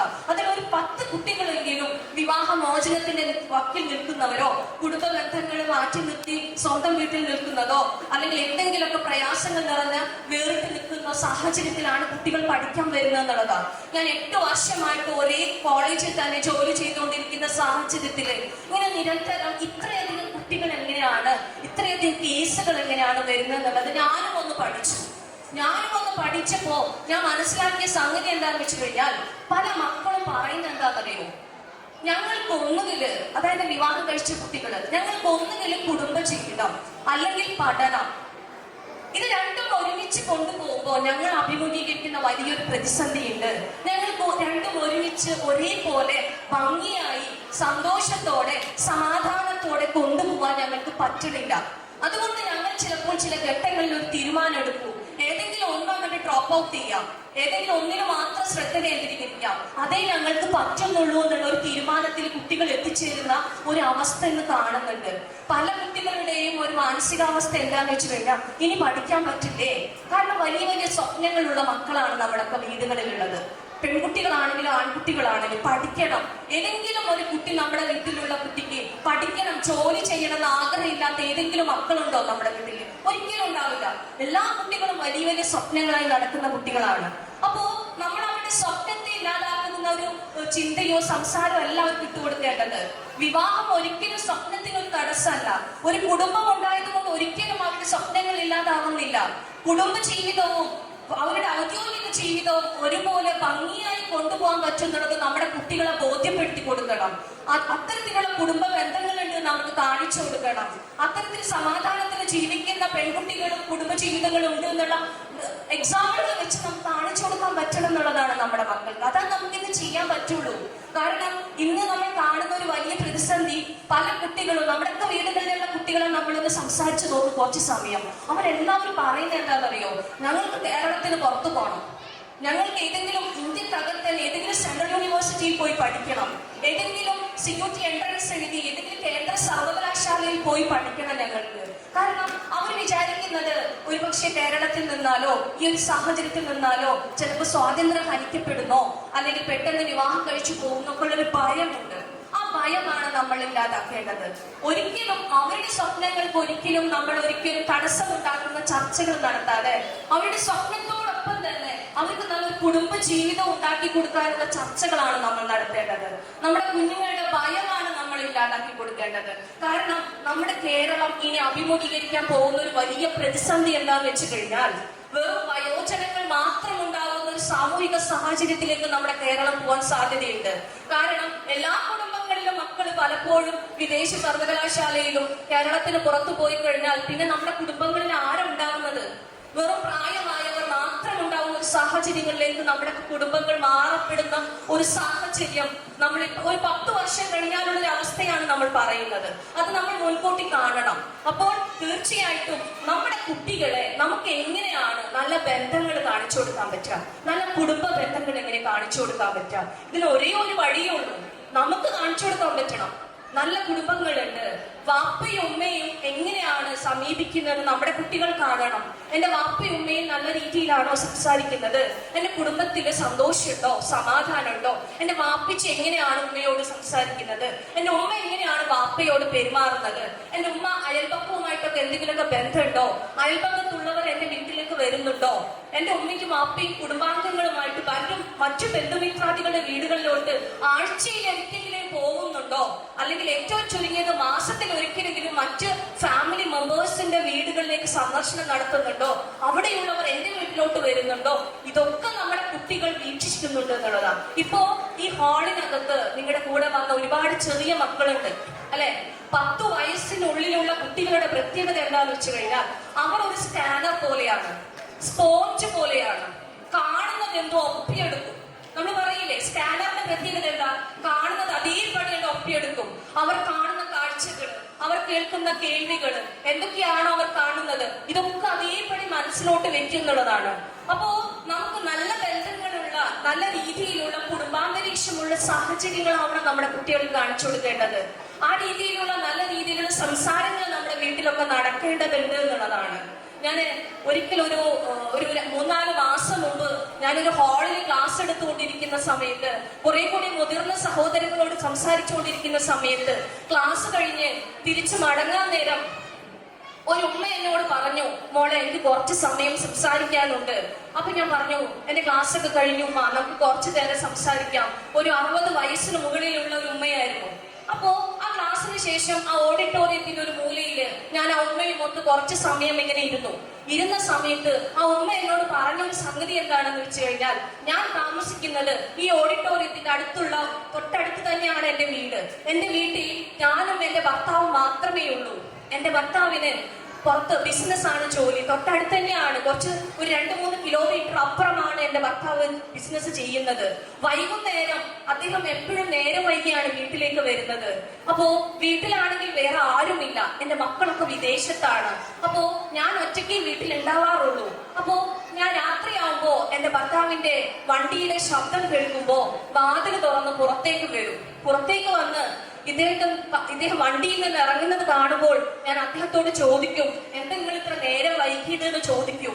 അപ്പോൾ ഉടനെ തന്നെ അദ്ദേഹത്തിന്റെ ഭാഗത്ത് നിന്ന് വലിയൊരു ചാട്ടമാണ്, ദേഷ്യത്തിലുള്ള ഒരു പ്രതികരണമാണ് കേൾക്കുന്നത് എന്നുള്ളത് ആ ഉമ്മ എന്റെ അടുത്ത് പങ്കുവെക്കുകയാണ്. ഒരു പക്ഷേ ഒരു പരിചയവുമില്ലാത്ത, വളരെ കുറച്ച് സമയം മാത്രം എന്നോട് സംസാരിച്ച ആ ഒരു ഉമ്മയ്ക്ക് ആ സമയത്ത് അങ്ങനെ ഒരു സംസാരം പറയാൻ തോന്നിയത് ഒരൊറ്റ നിമിഷത്തിന്റെ ഒരു അനുഭവത്തിന്റെ പുറത്തല്ല, കുറെ നാളുകളായിട്ട് അവരുടെ ഉള്ളിലൊരു സങ്കടമാണ് പെട്ടെന്ന് കണ്ടപ്പോ പുറത്തേക്ക് വന്നത്. അപ്പൊ ഉമ്മ പറയണ എന്താന്ന് വെച്ച് കഴിഞ്ഞാൽ, എനിക്ക് ആ ഒരു ചാട്ടമോ ദേഷ്യമൊക്കെ കാണുമ്പോ എന്റെ മനസ്സിന് ഭയങ്കര ബുദ്ധിമുട്ടാണ്, എനിക്ക് ഭയങ്കര സങ്കടമാണ് മോളെ എന്ന് പറയാണ്. അപ്പൊ ഞാൻ ഉമ്മയിൽ നിന്ന് മനസ്സിലാക്കിയ ഒരു സംഗതി എന്താന്ന് വെച്ച് കഴിഞ്ഞാൽ, ഈ ഉമ്മ എല്ലാ ദിവസവും ചോദിക്കുന്നത് ഒരേ സാഹചര്യത്തിലാണ്.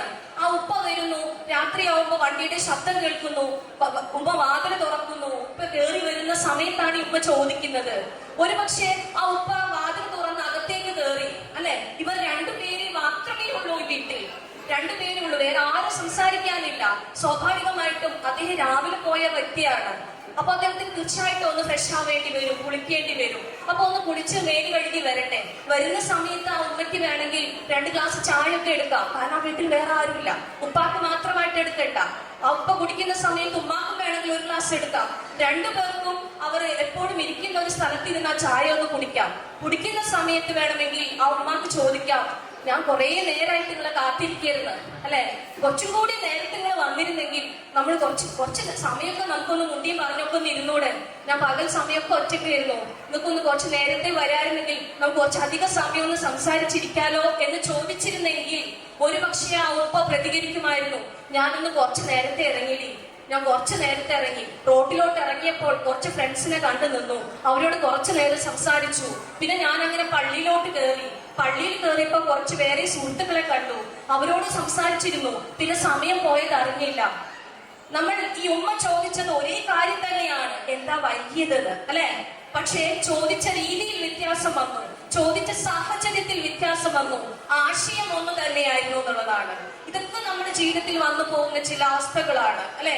ചില ഘട്ടങ്ങളിലൊക്കെ നമ്മളോട് ഒരു വ്യക്തി നിരന്തരമായി കയർക്കുന്നുണ്ടെങ്കിൽ, അല്ലെങ്കിൽ ദേഷ്യപ്പെടുന്ന ഒരു സാഹചര്യം ഉണ്ടെങ്കിൽ, എപ്പോഴെങ്കിലും നമ്മൾ ആ സാഹചര്യം ഒന്ന്, ആ സിറ്റുവേഷൻ ഒന്ന് മാറ്റി ചോദിച്ചു കഴിഞ്ഞാൽ ചിലപ്പോൾ കിട്ടുന്ന പ്രതികരണത്തിൽ വ്യത്യാസം ഉണ്ടാവും എന്നുള്ളതാണ്. അപ്പോ ഒരുപക്ഷെ നമ്മുടെ കുടുംബ ബന്ധങ്ങളില് ഇങ്ങനെയുള്ള സാഹചര്യങ്ങളൊക്കെ വരുന്ന സമയത്ത് ഞാൻ നേരത്തെ പറഞ്ഞ പോലെ നമ്മുടെ വീടുകളിൽ ഈ 10 വയസ്സിന്റെ ഉള്ളിലുള്ള മക്കളൊക്കെ ഉണ്ടെങ്കിൽ അവരിങ്ങനെ സ്കാൻ ചെയ്ത് വെക്കും. എന്റെ ഉമ്മയും ഉപ്പ എങ്ങനെ സംസാരിക്കുന്നത്, ഉപ്പ എങ്ങനെ പ്രതികരിക്കുന്നത്, ഉമ്മ എങ്ങനെയാണ് അതിനോട് പ്രതികരിക്കുന്നത്, ഇതൊക്കെ ഇങ്ങനെ സ്കാനർ പോലെ വെക്കും. എന്നിട്ട് ഇവർക്കൊരു കുടുംബ ജീവിതം ഉണ്ടാവുമ്പോ ഇവർ ആദ്യം അനുകരിക്കുന്നത് ആരെയായിരിക്കും? അവരുടെ വാപ്പയും ഉമ്മയാണെന്നുള്ളതാണ്. നമ്മൾ മനസ്സിലാക്കേണ്ടത് നമ്മളോട് ഒരു കുട്ടി അല്ലെങ്കിൽ നമ്മുടെ വീടുകളിലുള്ള നമ്മുടെ മക്കളോട്, നമ്മുടെ സ്വന്തം മക്കളോട് അവരുടെ സ്കൂളിൽ ഒരു ടീച്ചർ ചോദിക്കുകയാണ്, നിങ്ങളുടെ ജീവിതത്തിൽ നിങ്ങൾ മാതൃകയാക്കുന്ന വ്യക്തി ആരാണ്, നിങ്ങളുടെ ജീവിതത്തിലെ നിങ്ങളുടെ റോൾ മോഡൽ ആരാണ്, നിങ്ങൾ ഏറ്റവും സ്വാധീനിച്ച വ്യക്തി ആരാണെന്ന് നമ്മുടെ കുട്ടിയോട് സ്കൂളിൽ അധ്യാപിക അല്ലെങ്കിൽ ഒരു ട്യൂഷൻ ടീച്ചർ പുറത്തുനിന്ന് ചോദിച്ചാൽ എന്റെ ഉപ്പയാണ് എന്റെ റോൾ മോഡൽ അല്ലെങ്കിൽ എന്റെ ഉമ്മച്ചിയാണ് എന്റെ റോൾ മോഡൽ എന്ന് പറയുമെന്ന് ഉറപ്പുള്ള എത്ര സഹോദരങ്ങൾ ഈ കൂട്ടത്തിലുണ്ട്. നമ്മൾ ആരോട് പറയണ്ട, നമ്മുടെ മനസ്സിൽ നമ്മളൊന്നും ജസ്റ്റ് ഒന്ന് ചിന്തിച്ചു നോക്കിയാൽ നമുക്ക് മനസ്സിലാവും. എന്റെ ഉമ്മയാണ് അല്ലെങ്കിൽ എന്റെ ഉപ്പയാണെന്ന് ആ കുട്ടി പറയുന്നില്ലെങ്കിൽ തീർച്ചയായിട്ടും എവിടേക്കോ നമ്മൾ ചില മാറ്റങ്ങൾ വരുത്തേണ്ടതുണ്ട് എന്നുള്ളതാണ്. അത്തരത്തിൽ ചില മാറ്റങ്ങൾക്ക് നമ്മുടെ കൂടി വിധേയമാവേണ്ടതുണ്ട് എന്നുള്ളത് ചിന്തിക്കേണ്ടതുണ്ട് എന്നുള്ളതാണ്. കാരണം ഞാൻ നേരത്തെ പറഞ്ഞതുപോലെ തന്നെ എവിടെ പോയി കഴിഞ്ഞാലും നമ്മുടെ മക്കൾ തിരിച്ച് കുടുംബത്തിലേക്ക് തന്നെ വരണം, കുടുംബ ബന്ധങ്ങളിലോട്ട് തന്നെ തിരിച്ചു വരണം എന്നുണ്ടെങ്കിൽ ഇപ്പോഴേ നമ്മൾ കുടുംബ ബന്ധത്തിന്റെ യഥാർത്ഥത്തിലുള്ള മഹത്വം നമ്മുടെ കുട്ടികൾക്ക് കാണിച്ചു കൊടുക്കേണ്ടതുണ്ട് എന്നുള്ളതാണ്. പ്രത്യേകിച്ച് ഉമ്മമാർ കൂടുതലുള്ളത് കൊണ്ട് ഞാൻ പറയുന്നത്, നമ്മൾ പറയാറുണ്ട് ഖുർആനിൽ ഏറ്റവും വലിയ സ്ഥാനമാണ് മാതാപിതാക്കൾക്ക് നൽകിയിരിക്കുന്നത് അല്ലെ. അതിൽ കുറെ കൂടി ഒരു പ്രഥമ ഗണനീയമായ സ്ഥാനമാണ് ഉമ്മമാർക്കുള്ളത്. A mother is equal to 100 teachers എന്നാ പറയാ. ഒരു ഉമ്മ എന്ന് പറയുന്നത് 100 അധ്യാപകർക്ക് സമമാണെന്നാ പറയും. ഉമ്മ എങ്ങനെ കരയുന്നു, ഉമ്മ എങ്ങനെ ചിരിക്കുന്നു, ഉമ്മ എങ്ങനെ ഇടപഴകുന്നു, അല്ലെങ്കിൽ എന്റെ ഉമ്മച്ചി എപ്പോഴും ദേഷ്യപ്പെട്ടോണ്ടാണോ, അല്ലെങ്കിൽ എന്റെ ഉമ്മച്ചിക്ക് എപ്പോഴും ക്ഷീണാണോ, ഞാൻ എന്ത് ചോദിക്കുമ്പോഴും എന്റെ ഉമ്മച്ചി വയ്യാന്നാണോ പറയുന്നത്, ഇതാണ് എപ്പോഴും കുട്ടി കേട്ടുകൊണ്ടിരിക്കുന്നതെങ്കിൽ ആ കുട്ടി സംസാരിക്കുന്ന രീതിയിലും വ്യത്യാസം വരുന്നുള്ളതാണ്. നമ്മൾ പറയാറുണ്ട് മക്കളെ സ്വാധീനിക്കാൻ നമ്മുടെ ഇപ്പോഴത്തെ കാലഘട്ടത്തിലെ കുട്ടികൾക്ക് ഒരു പ്രത്യേകതയുണ്ട്.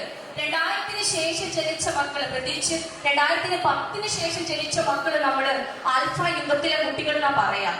ആൽഫ ജനറേഷന്റെ പ്രത്യേകത എന്താന്ന് വെച്ച് കഴിഞ്ഞാൽ ചെയ്യുന്ന കാര്യങ്ങൾക്കൊക്കെ ഭയങ്കര സ്പീഡായിരിക്കും അവർ അല്ലെ. നമ്മളൊക്കെ കഥകൾ, നമ്മൾ കേട്ട കഥകൾ ഒരിക്കലും അവർക്ക് അതേപടി പറഞ്ഞു കൊടുക്കാൻ പറ്റില്ല അല്ലെ. നമ്മൾ ഒരുപാട് കഥകൾ കേട്ടിട്ടുണ്ട് ഇല്ലേ.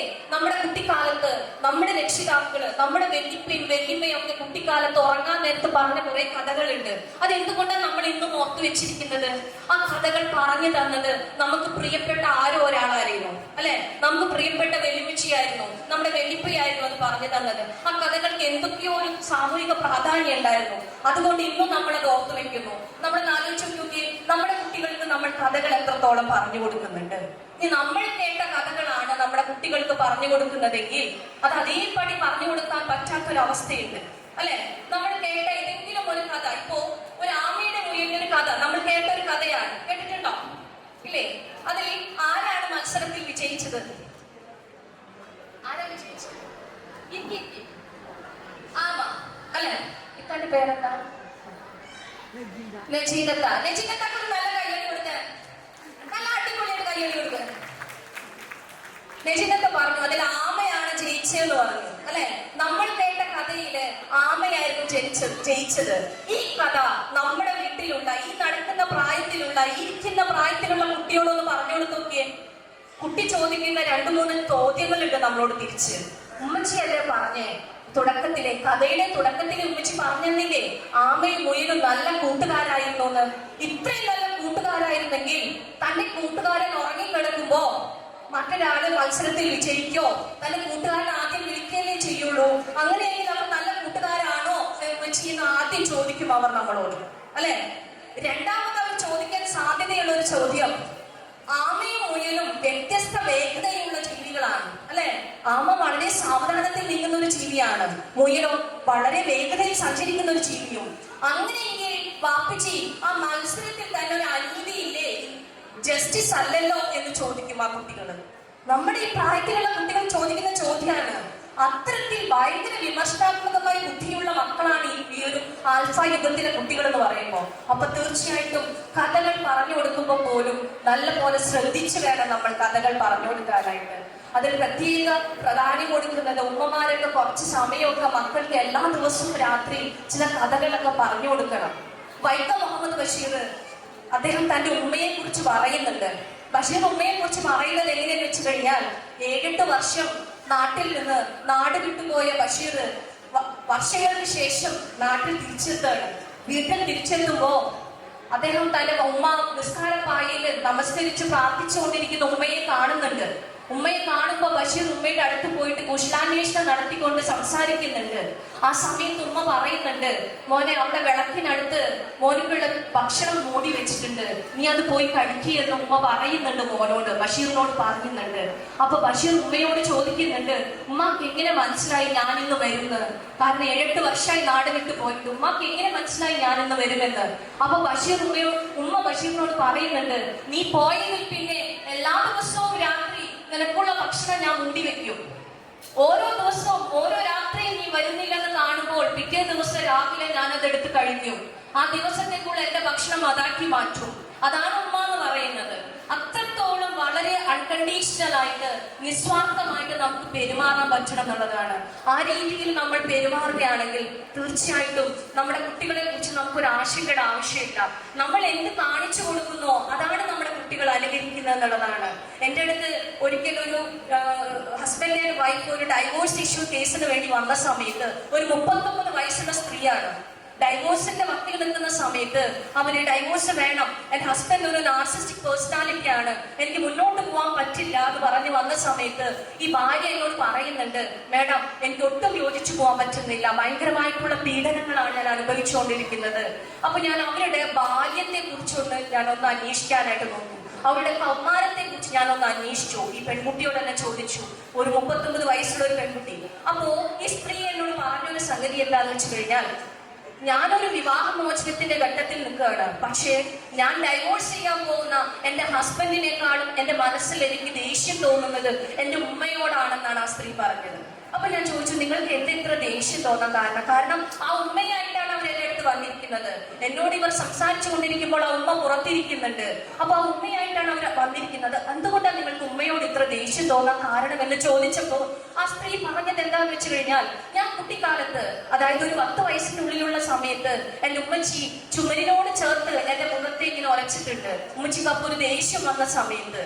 അപ്പൊ ഈ സ്ത്രീ പറഞ്ഞതിന് ശേഷം ഞാൻ ഒരു കൺക്ലൂഡിംഗ് സെഷന്റെ സമയത്ത് ഈ ഉമ്മയോട് വെറുതെ ഒരു പേഴ്സണൽ അനുഭവം പങ്കുവെക്കുമ്പോ ഇങ്ങനെ ഒരു അനുഭവത്തെ കുറിച്ച് ചോദിച്ചപ്പോ ആ ഉമ്മ എന്നോട് പറഞ്ഞൊരു സംഗതി, മേഡം അങ്ങനെയൊന്നും ചെയ്തതായിട്ട് എനിക്ക് ഓർമ്മയില്ല. ഒരുപക്ഷെ ആ സമയത്ത് ദേഷ്യം കൊണ്ട് ചെയ്തു പോയിട്ടുണ്ടാവാം, പക്ഷെ പിന്നീടൊന്നും ഞാൻ അങ്ങനെ ചെയ്തിട്ടില്ല. അപ്പൊ ഒന്ന് ആലോചിച്ച് നോക്കി, എപ്പോഴോ കുട്ടിക്കാലത്ത് ചെയ്തു പോയ ഒരു ചെറിയ ഇൻസിഡന്റ് മനസ്സിൽ ഇത്രയേറെ വർഷം കഴിഞ്ഞും ചില ആളുകൾ മനസ്സിൽ വെച്ച് ആ രീതിയിൽ അവരുടെ കുട്ടിക്കാലത്തെ ഓർക്കുന്നുണ്ടെങ്കിൽ കുട്ടിക്കാലത്തെ അനുഭവങ്ങൾക്ക് എത്രത്തോളം പ്രാധാന്യമുണ്ട് എന്നുള്ളതാണ്. നമ്മുടെ കുട്ടികൾക്ക് ഏറ്റവും മനോഹരമായിട്ടുള്ള അനുഭവങ്ങൾ ബാല്യത്തിൽ കൊടുക്കണം.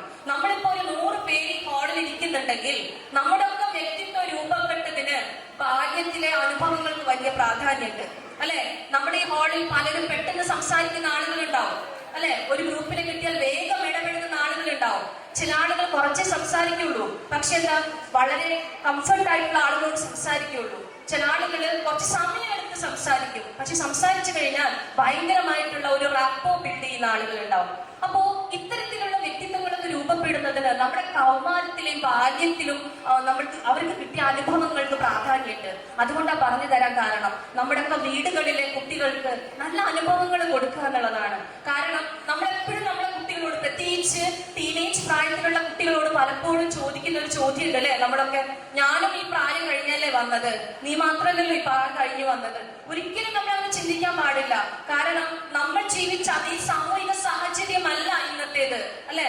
നമ്മുടെ 80കളിലെയും 70കളിലെയും സാമൂഹിക സാഹചര്യം വെച്ച് നമ്മൾ ഇന്നത്തെ 2024 വളർന്നുകൊണ്ടിരിക്കുന്ന ഒരു കുട്ടിയോട് നമുക്ക് ആ രീതിയിൽ സംസാരിക്കാൻ പറ്റുമോ? എന്തൊക്കെ കാര്യങ്ങൾ മാറ്റം വന്നു, ടെക്നോളജിയിൽ മാറ്റം വന്നു, ഇതൊക്കെ നമ്മൾ ചിന്തിക്കേണ്ടതുണ്ട് എന്നുള്ളതാണ്. തീർച്ചയായിട്ടും മക്കൾക്കൊത്ത് നമ്മൾ വളരെ വലിയ തോതിൽ അപ്ഡേറ്റ് ചെയ്യാൻ ശ്രമിക്കുക എന്നുള്ളതാണ്. അതാണ് നമുക്ക് ഇന്ന് ചെയ്യാൻ പറ്റുന്ന ഏറ്റവും വലിയ സംഗതി എന്ന് പറയുന്നത്. 7ാം ക്ലാസ്സിൽ പഠിക്കുന്ന ഒരു മോളുടെ ഒരു കൗൺസിലിംഗ് കേസുമായി ബന്ധപ്പെട്ട് ഒരു വാപ്പയും ഉമ്മയും വന്ന സമയത്ത് ആ കുട്ടിയുടെ സ്കൂളിൽ ഏറ്റവും മികച്ച രീതിയിൽ ഇംഗ്ലീഷ് ഭാഷ സംസാരിക്കുന്ന മകളാണ്. ഗവൺമെന്റ് സ്കൂൾ പഠിച്ചുകൊണ്ടിരിക്കുന്ന കുട്ടിയാണ്, പക്ഷെ നല്ല രീതിയിലുള്ള കുട്ടി ഭാഷ സംസാരിക്കും. അപ്പോ ഈ വാപ്പയും ഉമ്മയും വന്ന സമയത്ത് എന്നോട് വാപ്പയും ഉമ്മയും പറഞ്ഞത് കുറച്ചായിട്ട് എന്റെ കുട്ടിക്ക് ഭയങ്കര ദേഷ്യമാണ്. ഫോൺ കൊടുക്കുന്ന സമയത്ത് എന്റെ കുട്ടി തിരിച്ചു വാങ്ങിക്കാൻ സമ്മതിക്കുന്നില്ല. തിരിച്ചു വാങ്ങിക്കുന്ന സമയത്ത് ഭയങ്കര ഉച്ചത്തിൽ ശബ്ദം ഉണ്ടാക്കുകയാണ്. പിന്നെ അന്ന് ഭക്ഷണമൊന്നും എന്റെ കുട്ടി കഴിക്കുന്നില്ല. ഉറക്കം ഭയങ്കര പ്രശ്നമുണ്ട്. ഈ രീതിയിൽ സംസാരിച്ചു. അപ്പൊ ഞാൻ കുറച്ചു നേരം ആ മോളോട് ഇങ്ങനെ സംസാരിച്ചുകൊണ്ടിരിക്കുന്ന സമയത്ത് ഞാൻ ചോദിച്ചു, മോൾക്ക് എവിടുന്നാ ഫോൺ കിട്ടുന്നത്, മോൾ ഏതാണ് കൂടുതൽ ഉപയോഗിച്ചുകൊണ്ടിരിക്കുന്നത്? അപ്പൊ ഈ കുട്ടി പറഞ്ഞൊരു സംഗതി എന്താന്ന് വെച്ച് കഴിഞ്ഞാൽ, ഞാൻ എന്റെ ഉമ്മച്ചിയുടെ ഫോണാണ് ഉപയോഗിക്കുന്നത്. എന്റെ ഉമ്മച്ചിയുടെ ഫോണാണ് ഞാൻ ഏറ്റവും കൂടുതൽ ഉപയോഗിച്ചുകൊണ്ടിരിക്കുന്നത്. എനിക്ക് സ്വന്തമായിട്ട് ഫോണില്ല. 7ാം ക്ലാസ്സിൽ പഠിക്കുന്ന മകളാണ് കേട്ടോ. അപ്പൊ ഞാൻ ചോദിച്ചു, മോള് ഫോണിൽ എന്താ ചെയ്തുകൊണ്ടിരിക്കുന്നത്? അപ്പൊ ഈ കുട്ടി പറഞ്ഞൊരു സംഗതി, ഞാൻ ഉപയോഗിച്ചുകൊണ്ടിരിക്കുന്നത് ഇൻസ്റ്റഗ്രാം ആണ്. ഇൻസ്റ്റഗ്രാമിൽ എനിക്ക് ഞാൻ പേഴ്സണലി റിലേഷൻഷിപ്പിലുള്ള ഒരുപാട് ആളുകളുണ്ട്. ഒരേ സമയം കുട്ടി കമ്മ്യൂണിക്കേറ്റ് ചെയ്തുകൊണ്ടിരിക്കുകയാണ്. അപ്പൊ ഞാൻ ചോദിച്ചു, മോളുടെ പാരന്റ്സിന് ഇവർ അറിയോ? എങ്ങനെയാണ് മോൾ ഇൻസ്റ്റഗ്രാം യൂസ് ചെയ്യുന്നത്? പാരന്റ്സ് ഇത് യൂസ് ചെയ്യുന്നുണ്ടോ? അപ്പൊ ഞാൻ കുറച്ച് സമയം ഉമ്മയോട് സംസാരിച്ചു. ഉമ്മയോട് സംസാരിച്ചപ്പോൾ ഞാൻ അവരോട് ചോദിച്ചു, നിങ്ങൾ എന്തൊക്കെയാണ് ഫോണിൽ, ഏതൊക്കെ ആപ്പുകളാണ് ഉള്ളത്? അപ്പൊ ആ ഉമ്മ എന്നോട് പറഞ്ഞൊരു സംഗതി, മാഡം എനിക്ക് ആകെയുള്ളത് വാട്സപ്പാണ്. കാരണം അത്യാവശ്യം കുറച്ച് കുടുംബാംഗങ്ങളുമായിട്ടുള്ള ഗ്രൂപ്പുകളൊക്കെ ഉണ്ട്. അപ്പൊ അവരായിട്ട് ഇങ്ങനെ സംസാരിക്കാൻ വാട്സപ്പ് അല്ലാതെ ഞാൻ ഓരോ ആപ്പുകളും എന്റെ ഫോണിൽ ഇൻസ്റ്റാൾ ചെയ്തിട്ടില്ല. എനിക്കത് യൂസ് ചെയ്യാൻ അറിയില്ല. അതിനുള്ള വിദ്യാഭ്യാസം എനിക്കില്ല. അപ്പൊ ഞാൻ ചോദിച്ചു, നിങ്ങളുടെ ഫോണിൽ നിന്നാണ് കുട്ടി ഇൻസ്റ്റഗ്രാം ഉപയോഗിക്കുന്നത്, പിന്നെ എങ്ങനെയാ നിങ്ങൾക്ക് അറിയാതിരിക്കുന്നത്? അപ്പൊ ഞാൻ ഈ കുട്ടിയോട് വീണ്ടും സംസാരിച്ചപ്പോ ഈ മോൾ എന്നോട് പറഞ്ഞൊരു സംഗതി, ഞാൻ എന്റെ ഉമ്മയുടെ ഫോണിൽ തന്നെയാണ് ഉപയോഗിക്കുന്നത്. പക്ഷേ ഉമ്മച്ചിയുടെ ഫോൺ ഞാൻ മേടിക്കുമ്പോ ഇൻസ്റ്റഗ്രാം റീഇൻസ്റ്റാൾ ചെയ്യുകയും ഉമ്മച്ചിക്ക് എന്റെ ഉപയോഗം കഴിഞ്ഞ് തിരിച്ചു കൊടുക്കുമ്പോൾ ഇൻസ്റ്റഗ്രാം അൺഇൻസ്റ്റാൾ ചെയ്ത് കൊടുക്കുകയാണ് ചെയ്യുന്നത്. അപ്പോ അത്രത്തോളം അഡ്വാൻസ്ഡ് ആയിട്ട് ചിന്തിക്കുന്ന കുട്ടികളാണ് നമ്മുടെ കൂടെയുള്ളത്. ഈ കുട്ടികൾ അത്രത്തോളം ടെക്നിക്കലി അഡ്വാൻസ്ഡ് ആണ്. നമ്മുടെ അറ്റ്ലീസ്റ്റ് ഏറ്റവും ചുരുങ്ങിയത് നമ്മുടെ കുട്ടി എത്ര സമയമാണ് സോഷ്യൽ മീഡിയ ഉപയോഗിക്കുന്നത്, അത് എന്ത് പർപ്പസിനാണ് ഉപയോഗിക്കുന്നത്? കാരണം ഇപ്പൊ അടുത്തിടെ പോലീസ് ഡിപ്പാർട്ട്മെന്റ് പുറത്തുവിട്ടൊരു റിപ്പോർട്ട് അനുസരിച്ച് രക്ഷിതാക്കളോടും പ്രത്യേകിച്ച് ഹൈസ്കൂൾ ഹയർ സെക്കൻഡറി കുട്ടികളോടും പ്രത്യേകമായി ശ്രദ്ധിക്കണമെന്ന് പറഞ്ഞ് കുറച്ച് ആപ്പുകളുടെ പേര് വിവരങ്ങൾ പുറത്തുവിട്ടിട്ടുണ്ട്. അതിൽ ഇൻസ്റ്റഗ്രാം മുതൽ സ്നാപ്ചാറ്റ് വരെയുള്ള ആപ്പുകളെ കുറിച്ച് പറയുന്നുണ്ട്. അപ്പോ ഈ പോലീസ് റിപ്പോർട്ട് വന്നപ്പോഴാണ് ഞാൻ ഈ സ്നാപ്ചാറ്റിനെ കുറിച്ചൊന്ന് പഠിച്ചത്. അപ്പൊ ഞാൻ പലപ്പോഴും സ്കൂളിൽ പോകുന്ന സമയത്ത് കുട്ടികളോട് ചോദിക്കും, മക്കൾ ഏത് ആപ്പ് ഉപയോഗിക്കുന്നത്, ആ ആപ്പിന്റെ പ്രത്യേകത എന്താ? അപ്പൊ കുട്ടികൾ പലപ്പോഴും പറയും, ആ ആപ്പിൽ ഫോട്ടോ എടുത്താൽ നല്ല ഭംഗിയുണ്ടാവും മാഡം, അതുകൊണ്ടാണ് ഞങ്ങൾ അത് ഉപയോഗിക്കുന്നത്. അതിന് വിദ്യാഭ്യാസപരമായിട്ട് എന്തെങ്കിലും അതുകൊണ്ട് വല്ലോ യൂസ് ഉണ്ടോ എന്ന് ചോദിച്ചു കഴിഞ്ഞാൽ ഒന്നുമില്ല. ഫോട്ടോ എടുത്താൽ നല്ല ഭംഗിയുണ്ടാവും, പക്ഷേ അതിന് കുട്ടികളെ മിസ്ലീഡ് ചെയ്യാൻ പറ്റുന്ന കോണ്ടന്റ് ഉണ്ടോ എന്ന് ചോദിച്ചു കഴിഞ്ഞാൽ ധാരാളം ഉണ്ട് എന്നുള്ളതാണ് ഞാൻ ആപ്പിനെ കുറിച്ച് പഠിച്ചപ്പോൾ മനസ്സിലായത്. അപ്പോ നമ്മള് എപ്പോഴും നമുക്ക് വിദ്യാഭ്യാസം ഇല്ലെന്നോ, ഞാൻ അത്ര പഠിച്ചിട്ടില്ലാന്നോ, അല്ലെങ്കിൽ ഞാൻ 10ാം ക്ലാസ് വരെ പഠിച്ചിട്ടുള്ളൂ, +2 വരെ പഠിച്ചിട്ടുള്ളൂ, പ്രീ ഡിഗ്രി വരെ പഠിച്ചിട്ടുള്ളൂ എന്ന് പറഞ്ഞിട്ട് ഈ കാലഘട്ടത്തിൽ കാര്യമില്ല. നമുക്കൊരു റെഗുലർ വിദ്യാഭ്യാസം നടത്തുന്നതിനെ ഇപ്പൊ ബുദ്ധിമുട്ടുള്ളൂ. അതിലും ബുദ്ധിമുട്ടില്ല ഇന്നത്തെ കാലഘട്ടത്തിൽ. ഏറ്റവും ചുരുങ്ങിയത് എപ്പോഴും നമ്മുടെ കയ്യിൽ മൊബൈൽ ഉണ്ട്, അല്ലെ? ഏതെങ്കിലും ഒരു ആപ്പിനെ കുറിച്ച് നമുക്ക് അറിയണമെന്നുണ്ടെങ്കിൽ അതിനെ കുറിച്ചിട്ടുള്ള വിവരണങ്ങൾ നമുക്ക് കൃത്യമായി കിട്ടും, അല്ലെ? നമ്മുടെ കുട്ടികൾ ഏത് ആപ്പാണ് ഉപയോഗിക്കുന്നത് നമുക്ക് അറിയാൻ പറ്റും. ഏത് കോണ്ടന്റ് ആണ് അവർ യൂസ് ചെയ്തുകൊണ്ടിരിക്കുന്നത് നമുക്ക് അറിയാൻ പറ്റും. ഏറ്റവും ചുരുങ്ങിയത് ആ രീതിയിലുള്ള ഒരു അവബോധം നമുക്ക് ഉണ്ടാക്കിയെടുക്കണം എന്നുള്ളതാണ്. അതോടൊപ്പം തന്നെ നമ്മുടെ മക്കളോട്, പ്രത്യേകിച്ച് ഈ ഏറ്റവും 10 വയസ്സിന് താഴെയുള്ള കുട്ടികളാണെങ്കിൽ ഉമ്മയുടെ വാപ്പയുടെ പിന്നാലെ നടക്കുന്ന ഒരു പ്രായമാണ്. നമ്മുടെ കൂടെ എപ്പോഴും ഉണ്ടായിരിക്കും. അവര് ചോദ്യങ്ങൾ ചോദിച്ചുകൊണ്ടേയിരിക്കും, അല്ലെ? 100 സംശയങ്ങളായിരിക്കും ഒരു കാര്യത്തെ കുറിച്ചിട്ട്, അല്ലെ? പലപ്പോഴും നമ്മൾ തിരിച്ചു മറുപടി പറയില്ല പല ഉമ്മമാരും, സംശയങ്ങള് അത്രയധികമാവുന്ന സമയത്ത്. പക്ഷെ 12 വയസ്സ് കഴിഞ്ഞാൽ മക്കളെ സംബന്ധിച്ചിടത്തോളം അവർ നമ്മുടെ കീഴിലല്ല, അവർ നമ്മളോടൊപ്പമുള്ള കുട്ടികളാണ്. അവർക്ക് ഏറ്റവും കൂടുതൽ സൗഹൃദമാണ് ആവശ്യം. അത്രയും ഫ്രണ്ട്ലി ആയിട്ടുള്ള ഒരു വാപ്പയും ഉമ്മയാണ് അവർ ഇന്നത്തെ കാലഘട്ടത്തിലെ ടീനേജേഴ്സ് ആഗ്രഹിക്കുന്നത്. ആ രീതിയിലുള്ള ഒരു സൗഹൃദം നമുക്ക് കൊടുക്കാൻ പറ്റണം. ഒരു ഡെമോക്രാറ്റിക് ആയിട്ടുള്ള ഫാമിലി എൻവയോൺമെന്റ് നമ്മുടെ വീടിനകത്ത് ഉണ്ടാവണം. വീടിനകത്ത് ഒരു ജനാധിപത്യമായിട്ടുള്ള ചർച്ചകൾ ഉണ്ടാവണം നമ്മുടെയൊക്കെ വീടിനകത്ത്. ആ ചർച്ചകളിൽ വാപ്പയും ഉമ്മയും കാര്യങ്ങൾ ചർച്ച ചെയ്യുമ്പോൾ നമ്മുടെ കുട്ടിയെയും ഉൾപ്പെടുത്തണം. നമ്മുടെ വീട്ടിലെ വരവ് ചില കണക്കുകളൊക്കെ സംസാരിക്കുമ്പോൾ നമ്മുടെ കുട്ടിയുടെയും അഭിപ്രായങ്ങൾ ചോദിക്കണം. നമ്മുടെ കാര്യങ്ങളൊക്കെ നമ്മുടെ മക്കൾ അറിയണം. വീട്ടിൽ ആർക്കൊക്കെയാണ് വരുമാനമുള്ളത്, എന്തൊക്കെ ബുദ്ധിമുട്ടുകളാണ് നമ്മുടെ കുടുംബത്തിലുള്ളത്, വാപ്പയുടെ ഇന്നത്തെ വരുമാനമാർക്ക് എന്താണ്, എന്തൊക്കെ പ്രതിസന്ധി ഈ മാസത്തിലുണ്ട്, ഇതൊക്കെ നമ്മുടെ കുട്ടികളും അറിയണം. അത്തരത്തിലുള്ള വളരെ മികച്ച രീതിയിലുള്ള ഒരു ജനാധിപത്യമായിട്ടുള്ള ചർച്ചകൾ നമ്മുടെ വീടിനകത്ത് ഉണ്ടാവണം എന്നുള്ളതാണ്. അതോടൊപ്പം തന്നെ ഇന്നത്തെ കാലഘട്ടത്തിൽ നമ്മുടെ കുട്ടികളെ നല്ല ബന്ധങ്ങൾ പഠിപ്പിക്കാനായിട്ട് ഈ ഡെമോക്രാറ്റിക് ആയിട്ടുള്ള ഒരു രീതികളോടൊപ്പം തന്നെ ഒരു ആത്മീയമായിട്ടുള്ള രീതികളും നമ്മുടെ വീടിനകത്ത് ഉണ്ടാവണം. നമ്മളൊക്കെ നമസ്കരിക്കുന്ന സമയത്ത് വീടിനകത്ത് ചെറിയ മക്കളൊക്കെ ഉണ്ടെങ്കിൽ അവരെ കൂടെ വിളിക്കണം, ഒരുമിച്ച് നമ്മൾ അവരെ കൂട്ടണം നമസ്കരിക്കാനായിട്ട്, അല്ലെ? അപ്പോ ഒരുപക്ഷെ ഒരു ഘട്ടം കഴിഞ്ഞാൽ പിന്നീട് അവര് നമ്മളെ വിളിക്കും, ഉമ്മച്ചിമായോ നമുക്ക് ഒരുമിച്ച് നമസ്കരിക്കാം. ആ രീതിയിലേക്കുള്ള ഒരു കൾച്ചർ നമ്മുടെ വീടിനകത്ത് രൂപപ്പെടേണ്ടതുണ്ട്. ഒരു അടുത്ത ചിട്ടയും നമ്മുടെ വീടിനകത്ത് രൂപപ്പെടേണ്ടതുണ്ട്. ഈ ഒരു ഡിസിപ്ലിൻ വീടിനകത്ത് ഉണ്ടായിട്ടുണ്ടോ, പിന്നെ എവിടെ നമ്മുടെ കുട്ടിനെ വിട്ടു കഴിഞ്ഞാലും നമുക്ക് ധൈര്യമായിട്ട് വിടാൻ പറ്റും. ഏത് സെൻട്രൽ യൂണിവേഴ്സിറ്റി വിട്ടു കഴിഞ്ഞാലും ആ ഒരു സെൽഫ് ഡിസിപ്ലിൻ നമ്മുടെ കുട്ടിക്ക് ഉണ്ടായി കഴിഞ്ഞിട്ടുണ്ടെങ്കിൽ തീർച്ചയായിട്ടും നമുക്കൊരു ആശങ്കയുടെ ആവശ്യമില്ല. എവിടെ പോയി കഴിഞ്ഞാലും നമ്മുടെ കുട്ടി നമസ്കരിക്കുമെന്നും കൂടെയുള്ളവരെ നമസ്കരിപ്പിക്കുമെന്നുള്ളൊരു ബോധ്യം നമുക്ക് ഉണ്ടാവുന്നത് തീർച്ചയാണ് എന്നുള്ളതാണ്. അപ്പോ അത്തരത്തില് നല്ലൊരു എൻവയോൺമെന്റും കാണാൻ നല്ല കാഴ്ചകളും കേൾക്കാൻ നല്ല വാർത്തകളും നമ്മുടെ മക്കൾക്ക് ഉണ്ടാക്കി കൊടുക്കണം എന്നുള്ളതാണ്. നമ്മുടെ പെർസ്പെക്റ്റീവില് മാത്രം കാര്യങ്ങളെ കാണാൻ ശ്രമിക്കാതിരിക്കുക, അല്ലെ? ചില വിഷയങ്ങളൊക്കെ വരുന്ന സമയത്ത്, നമ്മുടെ ചില ബന്ധങ്ങളൊക്കെ വരുന്ന സമയത്ത്, അത് ഭാര്യാഭർത്തൃ ബന്ധമായിക്കൊള്ളട്ടെ, മറ്റു കുടുംബാംഗങ്ങളുമായുള്ള ബന്ധങ്ങളായിക്കൊള്ളട്ടെ, കുഞ്ഞു കുഞ്ഞു പിണക്കങ്ങളുടെ പേരില് ആഴ്ചകളോളം മാസങ്ങളോളം സംസാരിക്കാതിരിക്കുന്ന ബന്ധങ്ങളുണ്ട്, അല്ലെ? ചിലപ്പോ ചെറിയൊരു കാര്യം ഉണ്ടാവുള്ളൂ, ഒന്ന് ചേർത്ത് പിടിച്ചാൽ തീരുന്ന പിണക്കങ്ങളെ പരിഭവങ്ങളെ ഉണ്ടാവുള്ളൂ. അത് ഹസ്ബൻഡ് ആൻഡ് വൈഫ് ആയിക്കൊള്ളട്ടെ, മറ്റു കുടുംബാംഗങ്ങളായിക്കൊള്ളട്ടെ. പക്ഷേ പലപ്പോഴും ചെറിയ ചെറിയ കുഞ്ഞു കുഞ്ഞു ഈഗോ വെച്ചുകൊണ്ട് ആ ബന്ധങ്ങളുടെ അകൽച്ച കൂടിക്കൊണ്ടേയിരിക്കും, അല്ലെ?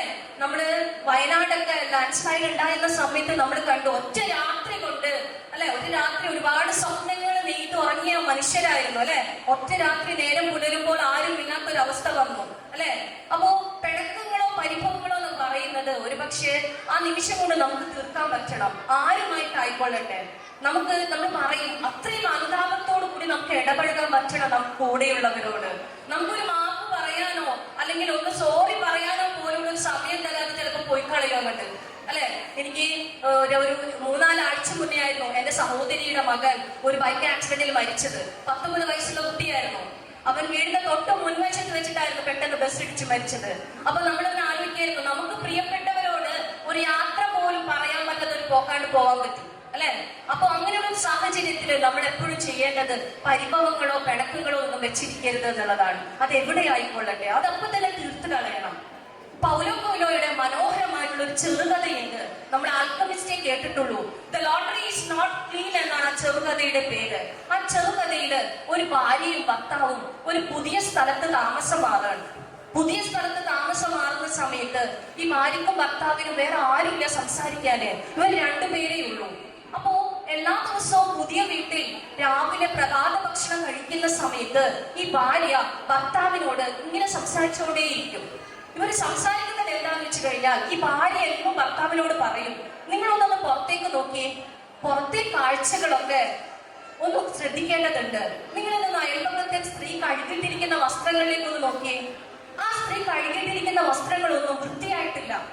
ഒരു പക്ഷേ അവരുടെ ഡിറ്റർജന്റ് മോശമായിട്ടുണ്ടാവാം, അല്ലെങ്കിൽ ഒരു പക്ഷേ അവർ ഉപയോഗിക്കുന്ന വെള്ളം ഒരുപക്ഷെ മോശമായിട്ടുള്ളതാവാം, അല്ലെങ്കിൽ ആ സ്ത്രീ കഴുകാൻ അറിയില്ലായിരിക്കാം. ഈ ഒരു സംസാരമാണ് എല്ലാ ദിവസവും ഈ ഭാര്യ ഭർത്താവിനോട് സംസാരിച്ചുകൊണ്ടിരിക്കുന്നത്. നിരന്തരം ഓരോ ദിവസം കഴിയുമ്പോഴും എല്ലാ ദിവസവും ബ്രേക്ക്ഫാസ്റ്റ് കഴിക്കുന്ന സമയത്ത്, പ്രഭാത ഭക്ഷണം കഴിക്കുമ്പോൾ അപ്പോ ഭാര്യ ഈ ടോപ്പിക് എടുത്തിടും ഭർത്താവിനോട്, നിങ്ങളൊന്ന് പുറത്തേക്ക് നോക്കി, ഇന്ന് കഴിക്കുന്നത് വൃത്തിയായിട്ടില്ല കേട്ടോ. പിന്നെ കുറച്ച് ദിവസം കഴിഞ്ഞ് ഭാര്യ ഭർത്താവിനോട് പറയുന്നുണ്ട്, നിങ്ങളൊന്ന് ഇന്ന് പുറത്തേക്ക് നോക്കി, ഇന്ന് കുറച്ച് വൃത്തിയായിട്ടുണ്ട് കേട്ടോ.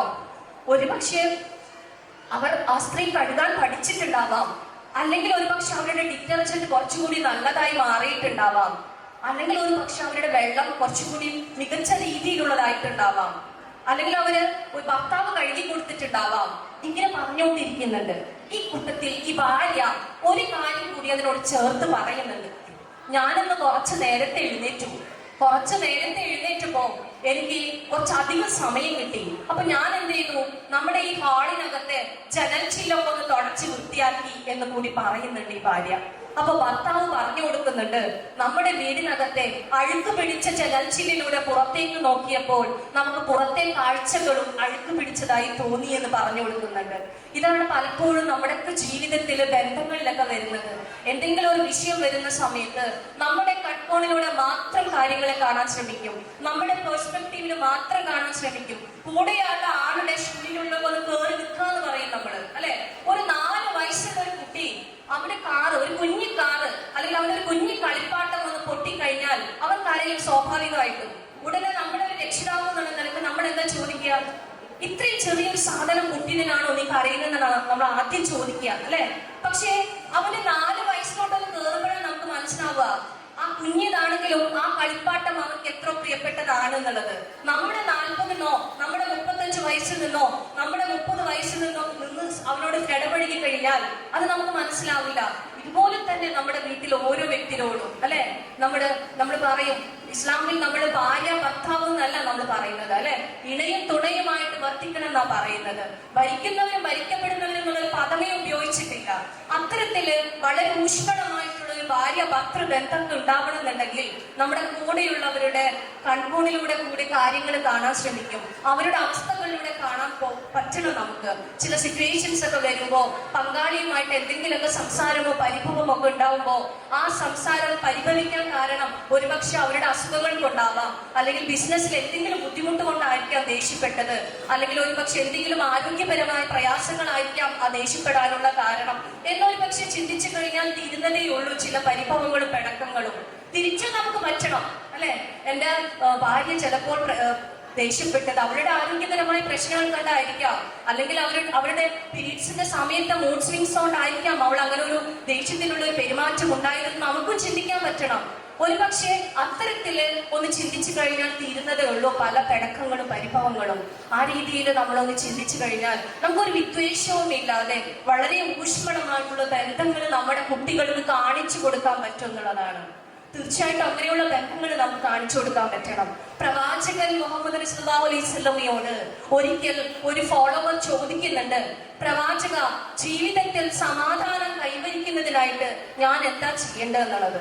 തദവസരത്തിൽ പ്രവാചകൻ പറയുന്നുണ്ട്, പ്രഭാതവും പ്രദോഷവും യാതൊരു വിദ്വേഷവും ഇല്ലാതെ നിനക്ക് കഴിയാൻ സാധിക്കുമെങ്കിൽ അങ്ങനെ ചെയ്യുക. അതാണ് എന്റെ ചര്യ. എന്റെ ചര്യയെ ഇഷ്ടപ്പെട്ടവൻ എന്നെ ഇഷ്ടപ്പെട്ടവനായി, എന്നെ ഇഷ്ടപ്പെട്ടവൻ എന്നോടൊപ്പം സ്വന്തസ്ഥനായി. അത്തരത്തിൽ നമ്മൾക്ക് ഒരു വിദ്വേഷവും ഇല്ലാതെ നമ്മുടെ ബന്ധങ്ങളിൽ ഇടപെടുക്കാൻ പറ്റണം, നല്ല കുടുംബ ബന്ധങ്ങൾ ഉണ്ടാക്കിയെടുക്കാൻ പറ്റണം. എനിക്ക് തോന്നുന്നു ഇത് ഇനി തുടർന്നുള്ള വർഷങ്ങളിൽ, അടുത്ത വർഷങ്ങളിലൊക്കെ ഇത്തരത്തിലുള്ള സംഗമങ്ങളൊക്കെ നടത്തുന്ന സമയത്ത് നമ്മുടെ പുതിയ തലമുറയിലെ കുട്ടികളെ കൂടി ഉൾപ്പെടുത്തണം, അവരുടെ ആശയങ്ങൾ കൂടി കേൾക്കാൻ ശ്രമിക്കണം. കാരണം അവർക്കുണ്ടാവും കുറെ ഐഡിയാസും കോൺസെപ്റ്റുകളൊക്കെ പറയാനായിട്ട്. ആ രീതിയിൽ കുറെ കൂടി നമുക്ക് അവരുമായിട്ട് നല്ലൊരു ബന്ധം ഉണ്ടാക്കിയെടുക്കാൻ പറ്റും. ആ രീതിയിൽ നമുക്ക് നല്ല കുടുംബ ബന്ധങ്ങളും നല്ല ഭാര്യ ഭർത്തൃ ബന്ധവും മക്കളോടുള്ള സമീപനവും ഒക്കെ നമുക്ക് ഏറ്റവും മികച്ച രീതിയിലാക്കി ചുറ്റുമുള്ളവർക്ക് കാണാൻ ഒരു മാതൃക കുടുംബം നമുക്ക് കാണിച്ചു കൊടുക്കാൻ പറ്റണം.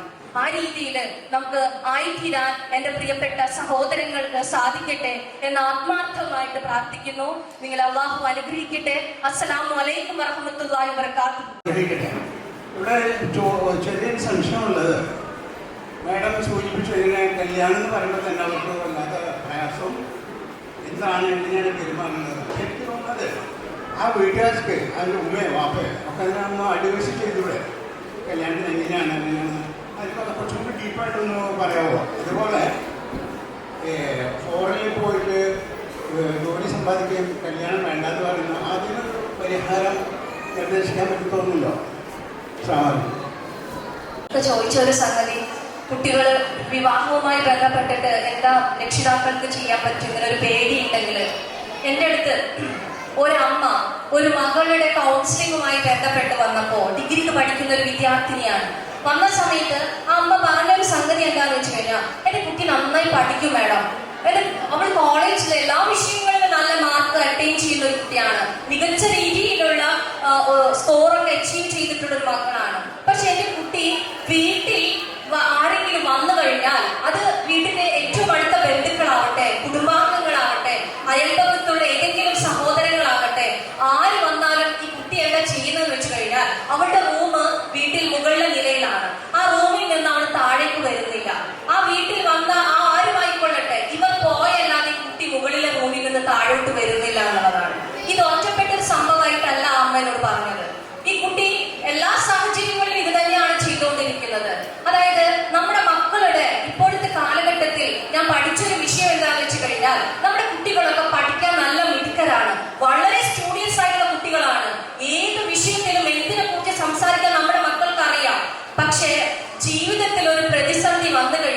അതിനെങ്ങനെ അതിജീവിക്കണം എന്നുള്ളത് നമ്മുടെ കുട്ടികൾക്ക് അറിയണില്ല. നമ്മളെല്ലാത്തൊരു സാഹചര്യം വന്നു കഴിഞ്ഞാൽ ആ ഒരു സാഹചര്യത്തെ എങ്ങനെ കടക്കണം എന്നുള്ളത് നമ്മുടെ കുട്ടിക്ക് അറിയുന്നില്ല. സാമൂഹിക നൈപുണികൾ വളരെ കുറവാണ്. അവർക്ക് കംഫർട്ട് ആയിട്ടുള്ള സൗഹൃദങ്ങള്, വാപ്പ, ഉമ്മ, അല്ലെങ്കിൽ വേണ്ടപ്പെട്ട മറ്റു സഹോദരങ്ങള്, ഇവർക്കപ്പുറം അപരിചിതമുള്ള ഒരു ഇടങ്ങളിൽ ഇടപഴകുമ്പോൾ എങ്ങനെ ഇടപഴകണം എന്നുള്ളത് നമ്മുടെ കുട്ടികൾ ഭയപ്പെടുന്നു. ആ രീതിയിലുള്ള ഒരു സ്കില്ല് കുട്ടികൾക്ക് കുറവാണ്. ഇനി നമ്മുടെ ഭാഗത്ത് വരുന്ന ചില പോരായ്മകള് ഞാൻ ശ്രദ്ധിച്ചിട്ടുള്ളത്, പലപ്പോഴും രക്ഷിതാക്കൾ എന്നുള്ളത് ഞാൻ എപ്പോഴും സംസാരിക്കുമ്പോൾ പറയാറുള്ളത്, നമ്മുടെ കുട്ടികൾക്ക് സാമൂഹിക നൈപുണികൾ എങ്ങനെയാണ് നമ്മൾ പഠിപ്പിക്കുക? നമ്മളൊന്ന് ആലോചിക്കുക, അതെങ്ങനെയാണ് നമ്മുടെ കുട്ടികൾക്ക് കിട്ടുക? നമ്മളിപ്പോ ഇവിടെ നമ്മുടെ കൂട്ടത്തിൽ ഒരുപാട് മക്കളുണ്ട്, യങ്സ്റ്റേഴ്സ് ആയിട്ടുള്ള ചെറിയ കുട്ടികളൊക്കെ ഉണ്ട്, അല്ലെ? ആ സ്കില്ല് കുട്ടികൾക്ക് കിട്ടണമെന്നുണ്ടെങ്കിൽ ആളുകളുള്ള ഇടങ്ങളിലോട്ട് നമ്മുടെ മക്കളെ നമ്മൾ കൊണ്ടുപോകണം. ഒരു സ്കൂള് കോളേജ് വിട്ട് നമ്മളിപ്പോ ഇങ്ങനെ ഒരു കുടുംബസംഘം ഉള്ളത് കൊണ്ട് എല്ലാവരും വന്നു, അല്ലെ?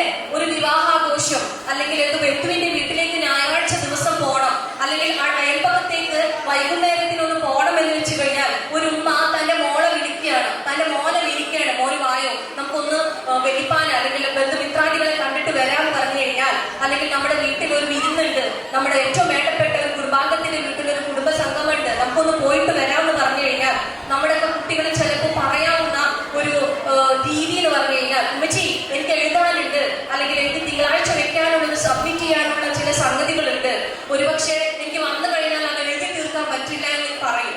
അത് കേട്ട് കഴിഞ്ഞാൽ സ്വാഭാവികമായിട്ടുള്ള ഒരു വാപ്പ അല്ലെങ്കിൽ ഒരു ഉമ്മ എന്നുള്ള നിലക്ക് നമ്മൾ എന്തായിരിക്കും മറുപടി പറയാം? നമ്മൾ പറയുന്നത്, ഇന്നലെ കുട്ടി എഴുതിക്കോ, അത് എഴുതി തീർക്കോ, തിങ്കളാഴ്ച വെക്കാനുള്ള സംഗതി അല്ലേ, എന്റെ കുട്ടി പഠിച്ചോ, പരീക്ഷയല്ലേ എന്ന് പറയും. പക്ഷേ അതാണ് നമുക്ക് വരുന്ന ഓരോ സിറ്റുവേഷൻസ് ഇങ്ങനെ വരുമ്പോഴും നമുക്ക് വരുന്ന ചില മിസ്റ്റേക്കുകൾ. അതാണ് നമ്മൾ പറയേണ്ടത്. അങ്ങനെയല്ല, എന്റെ കുട്ടി വരണം, അവിടെ പോയിട്ട് നമുക്ക് അവരെ കാണണം. കാരണം നമ്മൾ കുട്ടികളെ പഠിപ്പിക്കേണ്ട ചില സംഗതികള്, സൊസൈറ്റിയോട് സംവദിക്കാനുള്ള നമ്മുടെ കുട്ടിയുടെ ശേഷി നമ്മൾ ഉണ്ടാക്കി കൊടുക്കുന്നത് സമൂഹത്തിലോട്ട് കുട്ടിനെ അടുപ്പിച്ചിട്ടതാണ്, അല്ലെ? നമ്മൾ പോകുന്ന ഇടങ്ങളിലോട്ട് നമ്മുടെ മക്കളെ നമുക്ക് കൊണ്ടുപോകാൻ പറ്റണം. ഒരു കല്യാണാഘോഷം ഉണ്ടായി കഴിഞ്ഞാൽ, അല്ലെ, അവർ പറയുന്നതെന്നറിയോ, ഉമ്മച്ചിക്ക് പരിചയമുള്ളവരാണ് അവിടൊക്കെ, എന്റെ വാപ്പച്ചിയുടെ കൂട്ടുകാരന്മാരാണ് അവിടൊക്കെ, എനിക്ക് പരിചയമുള്ള ആരുമില്ല. അതുകൊണ്ടാണ് പലപ്പോഴും നമ്മുടെ കുട്ടികൾ വരാത്തത്. ആ ഒരു ഭയത്തിൽ നിന്ന്, ആ ഒരു ടെൻഷനിൽ നിന്ന്, ആ ഒരു അസ്വസ്ഥതയിൽ നിന്ന് നമ്മുടെ കുട്ടികളെ നമ്മൾ കൊണ്ടുവരണം. അതുകൊണ്ട് ഒന്നും പ്രശ്നമില്ല, എന്റെ കുട്ടിയെ ഞാൻ അവിടെ പോയി എല്ലാവരെയും പരിചയപ്പെടുത്തി തരാം എന്ന് പറഞ്ഞ് ചെറിയ പ്രായം മുതൽ തന്നെ നമ്മുടെ കുട്ടികളെ ഇത്തരത്തില് ബന്ധങ്ങളുള്ള ഇടങ്ങളില്, ആളുകളുള്ള ഇടങ്ങളിലൊക്കെ കൊണ്ടുപോയി ആ ഒരു സോഷ്യൽ സ്കില്ല് നമ്മൾ വർദ്ധിപ്പിക്കണം എന്നുള്ളതാണ്. അത്തരത്തില് പലപ്പോഴും നേരത്തെ ഞാൻ പറഞ്ഞ കേസുകളിലുണ്ടല്ലോ, ഇപ്പൊ ഞാനൊരു സ്ഥലത്ത് ക്ലാസ് എടുത്ത സമയത്ത് ഒരു മോളെന്നോട് ചോദിച്ചതാ, ഞാൻ വിവാഹം കഴിച്ചു പോയി കഴിഞ്ഞാൽ അവിടെയുള്ള പുതിയ ബന്ധുക്കളോട് എനിക്ക് എങ്ങനെ സംസാരിക്കാൻ അറിയില്ല, അതുകൊണ്ട് എനിക്ക് പേടി വിവാഹം കഴിക്കാനെന്ന്. ആ കുട്ടിക്ക് ഒരു 20-22 വയസ്സിൽ വന്ന പേടിയല്ല അത്. നമ്മൾ അത് മനസ്സിലാക്കണം. ആ പേടി വരാൻ നമ്മൾ ഒരു പക്ഷേ കാരണക്കാരായിട്ടുണ്ട്. ഒരു രക്ഷിതാവ് എന്നുള്ള നിലക്ക് നമ്മൾ അറിഞ്ഞോ അറിയാതെയോ അതിലേക്ക് നയിക്കപ്പെട്ടിട്ടുണ്ട്. ആ പേടി നമ്മൾ ആ കുട്ടീനെ ചെറിയ പ്രായം മുതലേ ഉണ്ടാക്കി കൊടുത്തു. ഇതുപോലുള്ള നേരത്തെ ഞാൻ പറഞ്ഞ സാഹചര്യങ്ങളൊക്കെ വരുമ്പോ ആ കുട്ടീനെ നമ്മൾ കൂടെ കൂട്ടിയിട്ടില്ല, അല്ലെ? കുട്ടി വലുതാവുമ്പോഴും ആ പേടി വന്നു തുടങ്ങി. പുതിയൊരാളെ കാണുമ്പോ പേടി, ഒരു ഗ്രൂപ്പിനെ കാണുമ്പോ ഭയങ്കര ബുദ്ധിമുട്ട്, അവരോട് സംസാരിക്കാൻ അറിയില്ല, സ്വന്തം സുഹൃത്തുക്കളല്ലാത്ത ഒരാളോട് പെട്ടെന്ന് കയറി ഇടപെടുക്കാൻ പറ്റുന്നില്ല. ഇതൊക്കെ ഒരുപക്ഷെ ഒരു പരിധി വരെ നമുക്കൊന്ന് ഇപ്പോഴെങ്കിലും ശ്രദ്ധിച്ചു കഴിഞ്ഞാൽ നമ്മുടെ ചെറിയ മക്കളോടൊക്കെ ഒരു പരിധി വരെ ഇന്നത്തെ കാലഘട്ടത്തിൽ നമ്മൾ പറയും, ഒരു കാലഘട്ടത്തിൽ ഐക്യനായിരുന്നു പ്രാധാന്യം ഉണ്ടായിരുന്നത്. പക്ഷേ ഇന്നത്തെ കാലഘട്ടത്തിൽ, ഇന്നത്തെ ഒരു ഉത്തരാധുനിക സാമൂഹിക സാഹചര്യത്തില് ഐക്യനെ പോലെ തന്നെ ഈക്യനും വലിയ പ്രാധാന്യമുണ്ട്. വൈകാരിക ബുദ്ധിക്ക്, അല്ലെ? നമ്മുടെ കുട്ടികൾ ഒരു ജോലി സ്ഥലത്ത് പോയി ജോലിക്ക് ഇന്റർവ്യൂവിന് ചെല്ലുകയാണ്, പാനലില് ഇന്റർവ്യൂവിന് ആളുകൾ ഇരിക്കുന്നുണ്ടാവും. ഐക്യു ബേസ് ചെയ്തുള്ള ചോദ്യങ്ങൾ കുട്ടിയോട് ചോദിക്കും. അതോടൊപ്പം തന്നെ നമ്മുടെ കുട്ടിയോട് ആ കുട്ടിയുടെ വൈകാരിക ബുദ്ധി അളക്കാനുള്ള ചോദ്യങ്ങൾ ചോദിക്കും. കുട്ടിയുടെ കുടുംബത്തെ കുറിച്ച് ചോദിക്കും, ബന്ധങ്ങളെ കുറിച്ച് ചോദിക്കും. ആ സമയത്ത് കുട്ടിക്ക് ചോദ്യങ്ങൾ കേൾക്കുമ്പോൾ ഒരു പക്ഷെ തോന്നും, എന്തിനൊക്കെ ഈ ഒരു ജോലിക്ക് ഇതൊക്കെ ചോദിക്കുന്നത്? അത് ചോദിക്കുന്നതിന് പിന്നിലുള്ള അവരുടെ പർപ്പസ് എന്താണെന്ന് വെച്ച് കഴിഞ്ഞാൽ, ഇങ്ങനെ ഒരാൾ ഇവിടെ അപ്പോയിന്റ് ചെയ്ത് കഴിഞ്ഞാൽ ഈ ഒരു സ്ഥാപനം നല്ല രീതിയിൽ കൊണ്ടുപോകാൻ പറ്റുമോ, ഈ ഒരു സ്ഥാപനത്തിന് വിജയം ഉണ്ടാവുമോ? അപ്പോഴാണ് നമ്മൾ ചിന്തിക്കേണ്ടത്. പഠിച്ച അക്കാദമിക് ആയിട്ടുള്ള പഠനത്തോടൊപ്പം തന്നെ വൈകാരിക ബുദ്ധിക്ക് വലിയ പ്രാധാന്യമുണ്ട്. ദേഷ്യത്തെ നിയന്ത്രിക്കാനായിട്ട്, ആളുകളോട് നല്ല രീതിയിൽ സംസാരിക്കാനായിട്ടുള്ള കഴിവുകളും കുട്ടികളിൽ വളർത്തിയെടുക്കേണ്ടതുണ്ട് എന്നുള്ളതാണ്. അതൊരു പരിധി വരെ സാധിച്ചെങ്കിൽ നമ്മുടെ കുട്ടികൾക്ക് ഈ പറഞ്ഞ പോലെ വിവാഹത്തെ കുറിച്ചുള്ള ഭയമോ പേടിയോ ഒന്നും ഉണ്ടാവില്ല. അതോടൊപ്പം തന്നെ തുടക്കത്തിൽ പറഞ്ഞ സംഗതി ഞാൻ ഇപ്പോഴും പറയാണ്, നമ്മുടെ മക്കളോട് നിരന്തരം പറഞ്ഞു കൊടുക്കുക. വെറും 20% കേസുകൾ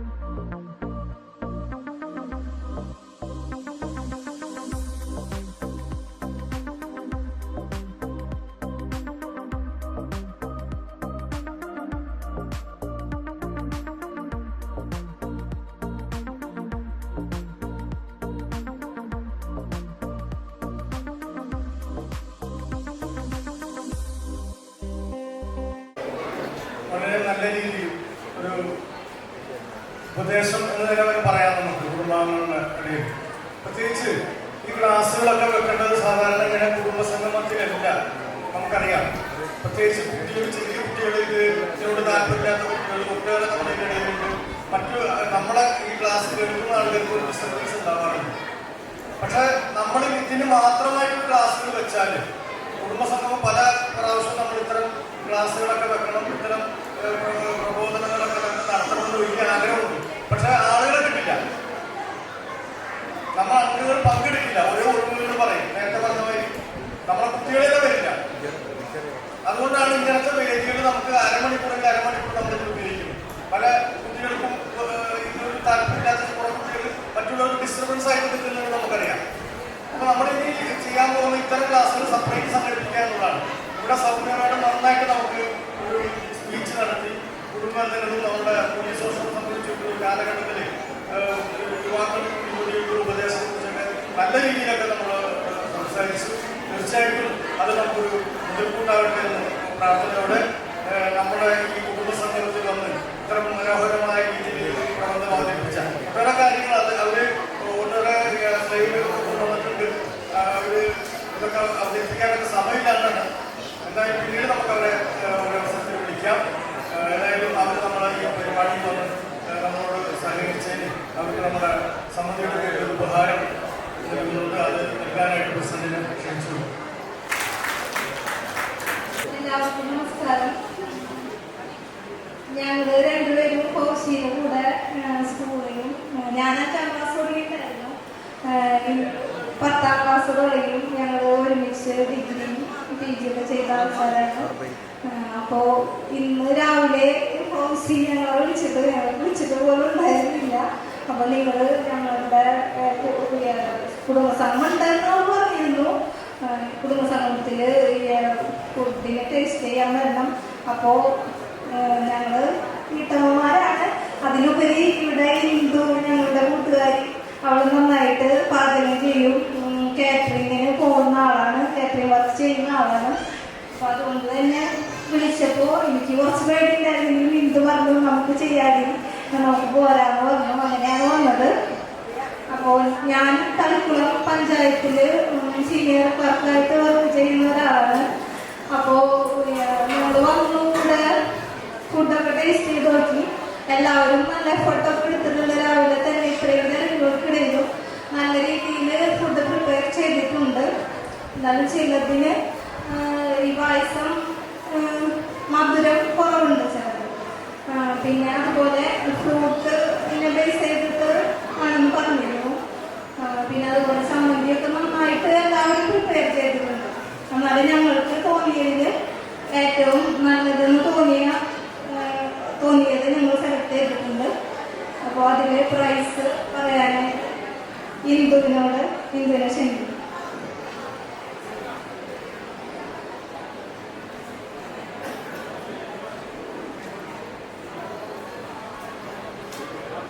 എല്ലാവർക്കും നമസ്കാരം. അപ്പോൾ ആദ്യം പായസത്തിൻ്റെ റിസൾട്ടാണ്.